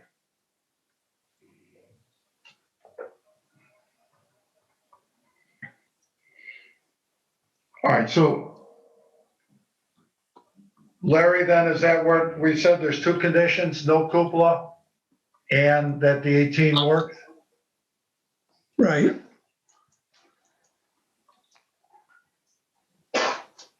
Hey, Larry, Yeah. so that space above the garage with oak stair treads and fully drywalled and electrical outlets, that's not living space? Well, for us, the way it's drawn, it's not. Could they skunk us and the only positive thing from us is there's no water up there. But a storage room or whatever above a garage, our concern is it's just, well, it's exactly as I mentioned, that that it's not living space, and which we don't allow. We don't allow one dwelling unit. But when you look at this, let's take a look. Hold on.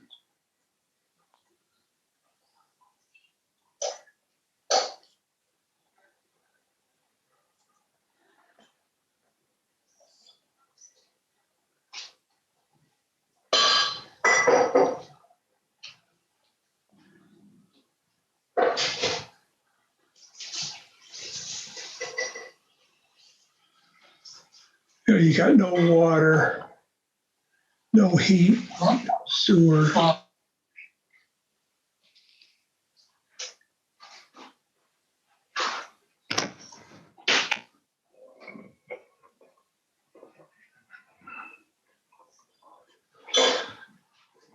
They got a gas heater downstairs. I don't see any water over here.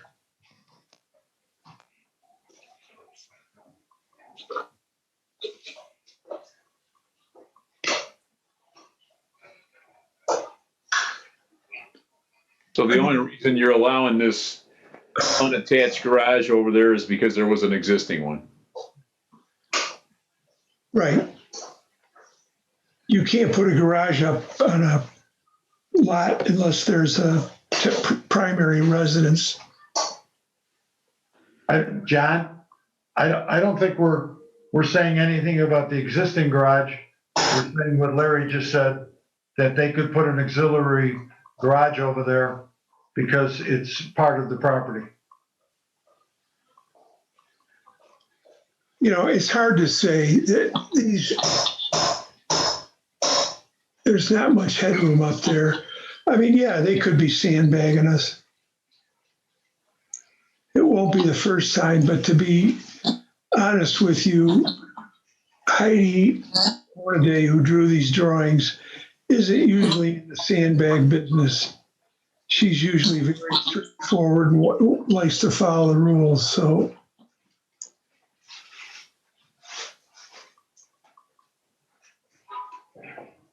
Well, Lou will know if they're doing something other than what they're proposing here as it Right, progresses. if they put water and gas and drainage up there, then that's gonna be a problem. We'd have to issue a stop work order. I mean, the way this reads is you got 3 lights on a switch, on a 3-way switch. You got no, when you look at the sections, there's, come on. Go back to that last plan, though. There was a note that said baseboard. I'm assuming that's baseboard heat. That's an electrical power plan. See the baseboard? Yeah, That's heat, I believe. oh, it says baseboard heat. It's got electrical. Hold on, let me zoom this up. I guess, you know, oak treads and handrails and windows and heat. And I have a hard time saying that's not living space, but that's up to you guys. What would you suggest, John? I'm not familiar enough with the codes to know, Joe. It just, you know, we had the same situation down the street from me. They've got a pool house that looks like somebody's mansion. So, I mean, if you guys are okay with it and they meet all the codes, then I have nothing to say. I'm out of order even talking about it with you, but to say that's not living space is a little incongruous to me. But anyway, Well, it's heated space. You know, I mean, it's not unusual to heat a space, but it's unusual to heat a space. Let's see if they're heating the garage.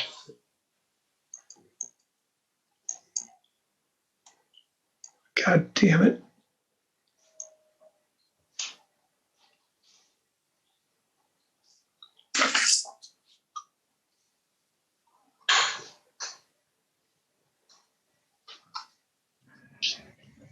I mean, if it's heated storage, that's what it is. It's, you know, like you say,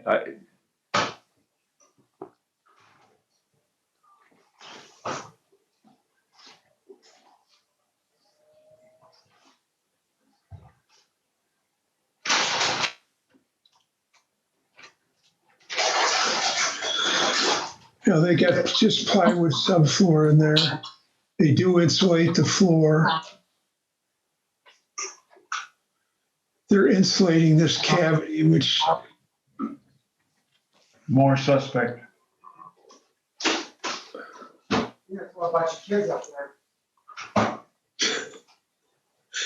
Jane's saying there's going to be a bunch of kids up there in a meth lab.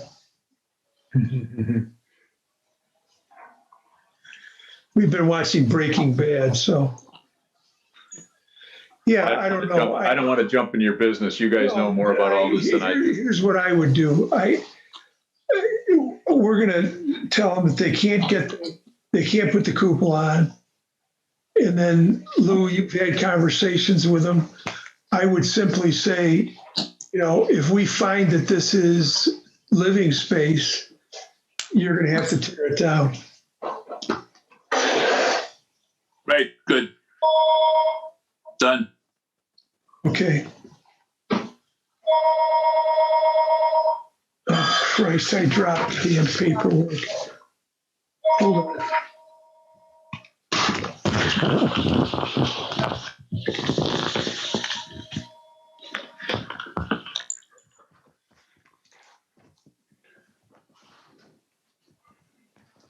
All right.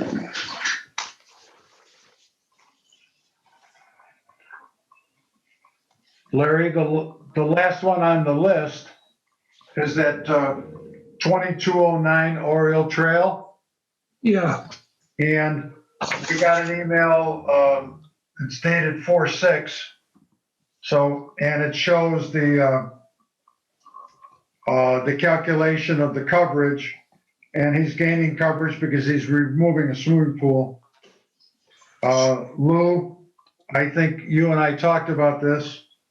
I didn't see an issue, but that doesn't mean there isn't. Lou, did you have any comments on this one? No, they're reducing coverage massively, of course, by filling the swimming pool in. But I haven't seen that April 6th email with the coverage calculations. I requested that last week, but if anybody's looking at that, Yeah, 15.4%. obviously we can allow it. Yeah, and it went to you also, Lou, but I'll make sure that I send it to you. There's a date on it that's 4/6. Yep. And I got a copy of it. Larry's probably got a copy there someplace too.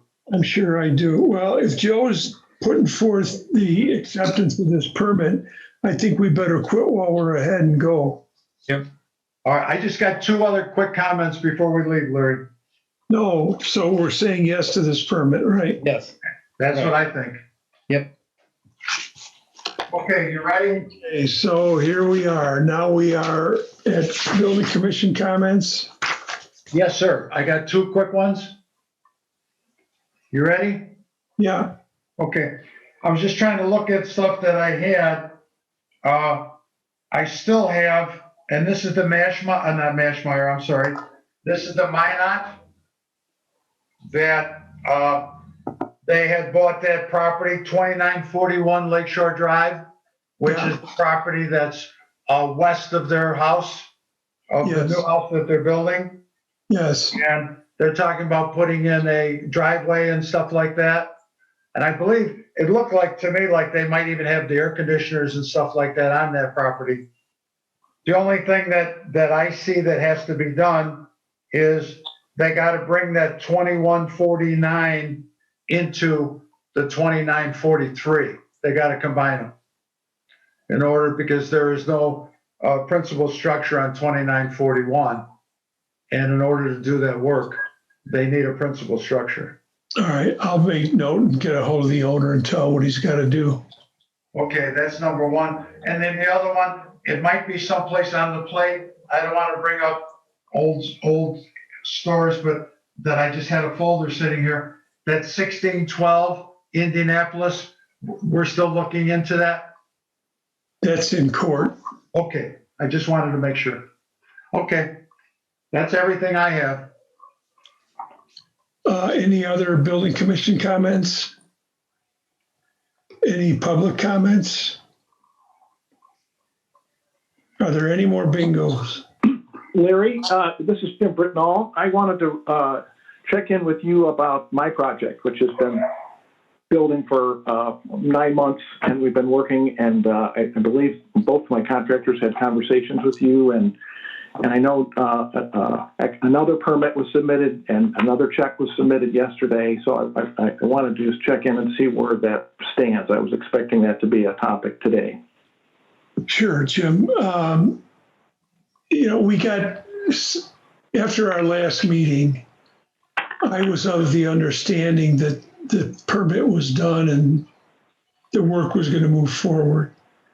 And I was informed by two of the members of the building commission that there were permits on your property for some helical piers and I think some repair of the seawall, but that we had not received a permit request for the integral stairs that we talked about.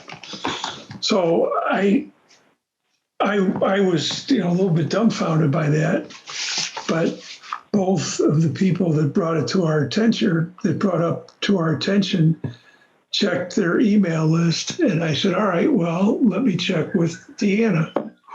So I checked with Deanna, and Deanna said, no, she didn't receive anything. So I called Eric from JCI, and Eric said, no, we didn't do anything with the permit. So Jason from 3D called me and said, yeah, I hand carried that in and handed it directly to Deanna with the check. So I said, all right, if you did that, I said, I need you to get me a copy of the check and a copy of the permit. And I said, then we could take it from there. I said, if it's an error somewhere in our bookkeeping and whatever. And I called Deanna, and Deanna said, no, I never got anything from anybody hand carried on it. So in the meantime, you had sent an email off to Chris Willoughby, which I answered to Chris just earlier this week. And then Jason called me and he said, I can't find the canceled check and I don't have copies of the original permit. So I said, well, the only thing that you can do then is file a permit and include the fee for the permit. And he assured me that he was going to do that the next day.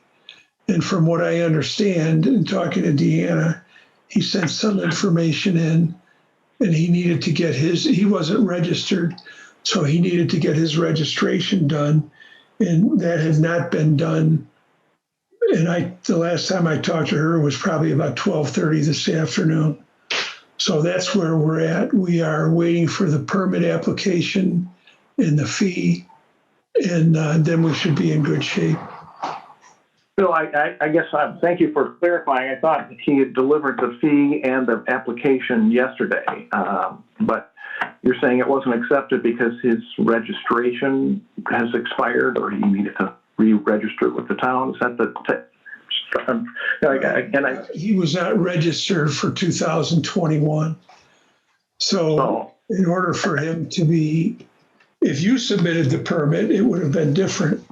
But since he submitted the permit, in order to get a building permit, you have to be registered. So that he had to fill out his registration stuff. And he told Deanna he was going to get a tour this morning. As I said, as of 12:30, he had not gotten that tour yet. So what do you, I guess I'll echo the gentleman that spoke up earlier. Time is of the essence. It's been 9 months and I've been really trying to be a good neighbor here and work in collaboration with you, as you know. So I'm just a little frustrated. I hope you can appreciate that. I've got, price of steel has gone up. I've got the contractor who's been, ready to help me. So with the open item being Jason's registration, is that the open item, Larry, for this project? Well, Jim, I haven't even seen the permit application yet because she won't send it out until she gets his registration completed. Then she'll send everything out to us. But if everything is in order and it was done according to what we talked about when we were on site, then we would be in good shape. Okay, I know we did these revised plans. You met with Jason. They were done last fall. They were submitted. I don't know. I know with the pandemic. Problem, Jim, let me stop you right there. I don't know really what transpired. I don't know if it was a problem between you and Jim or you and Jason or you and JCI. I can tell you that Deanna, the assistant clerk in our town, in my tenure here, has never lost anything. And when Jason said that he hand carried this stuff to her and gave it to her, I specifically asked her that, and she said, no, that didn't happen. So I know you're frustrated, but I think you're frustrated. Your frustration is being directed in the wrong area. The building commission didn't receive an application for your project. So without an application for your project, we can't approve it. Now, yes, it did go down to the job with you, Bob LeMay, Eric, and Jason. And we said, this would be acceptable if you can do this. That's the last conversation that I had with anybody as far as permits or anything else is concerned. I met with JCI twice on your job about them starting and doing the work. But we were also under the impression that the paperwork had been filed. And the reality is there was no paperwork filed on this particular part of the work. Okay. I will follow up and make sure we get a permit for Jason and get the paperwork so that this can be addressed. Sorry if there's been a mix-up. It's not been for lack of intent, and the plans were done to follow your direction, Larry. And so we've been trying to get that clarified. So I will try to resolve this immediately and get it in your direction. You know, the commission, the building commission needs an application in order to act on a permit. That's probably as simple as it gets. Look, okay, are you, I have a question, Larry, whenever you guys are done. Go ahead, Joe. So, number one, I'm not really sure. I understand where the property is. I understand that that property is a non-conforming property because it has a porch that's on the town property. But besides that, I don't know exactly what the project is. And I'm just curious if you're saying that the project's been approved already, or is the project going to come in front of the building commission to review? Well, the project is going to come in before the building commission for review as soon as the paperwork, the permit application, and the registration are filed. Okay. So right now, we're not saying that it's pre-approved. No, Okay, I just wanted clarity. no. Yeah. What I do want you to understand is, everybody, that Bob and I went to the site, I don't know, Bob, June of last fall. year. Yeah, fall maybe.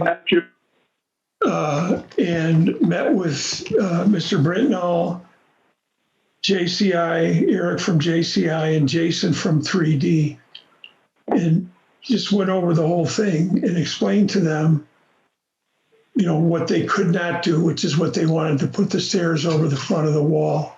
What they can do and would meet the ordinances is to put a recessed stairway in their seawall with the stairs recessed into that pocket, so to say, which would mean driving sheet piling in a configuration that was 6 feet away from their side property line, back whatever the height of the risers need to be.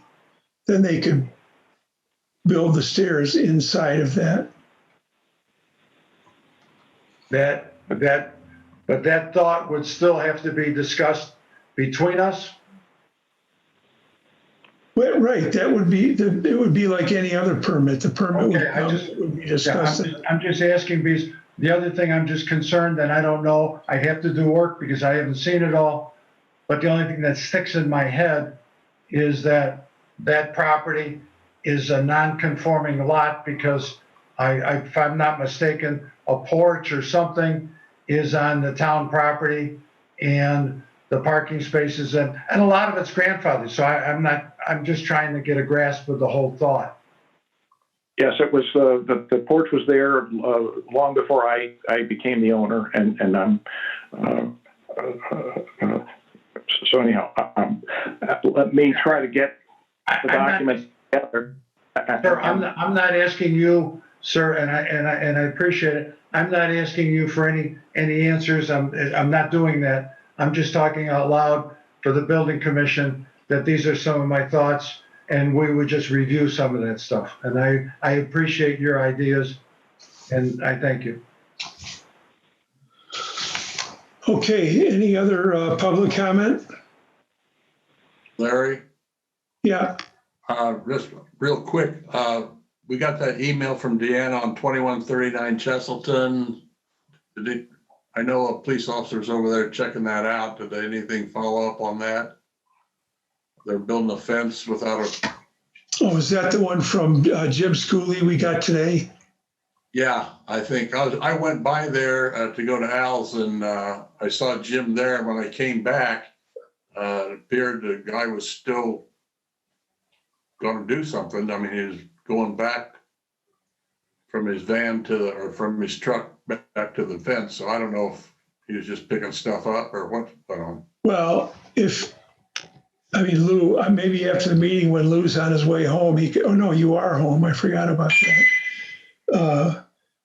Maybe Monday. It's probably, what time is it? Yeah, it's 3:15. They're probably done. But Lou can go by there Monday and issue a stop work order for no permit. I doubt the guy's registered either. It looks like. Will do. Yeah, Okay, go ahead. I'll be there Monday. They've done substantial work already on it. In fact, I'll be there tomorrow.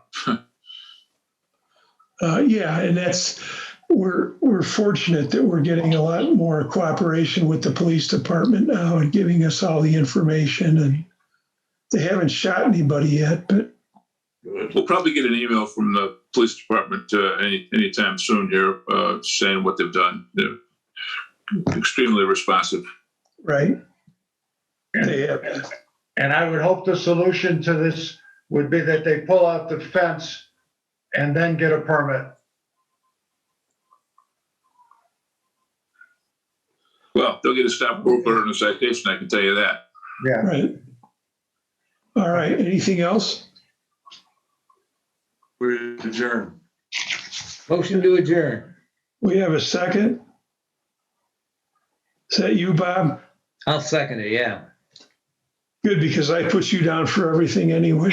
Have All those in favor? Opposed, same sign. a good weekend, everybody. You too.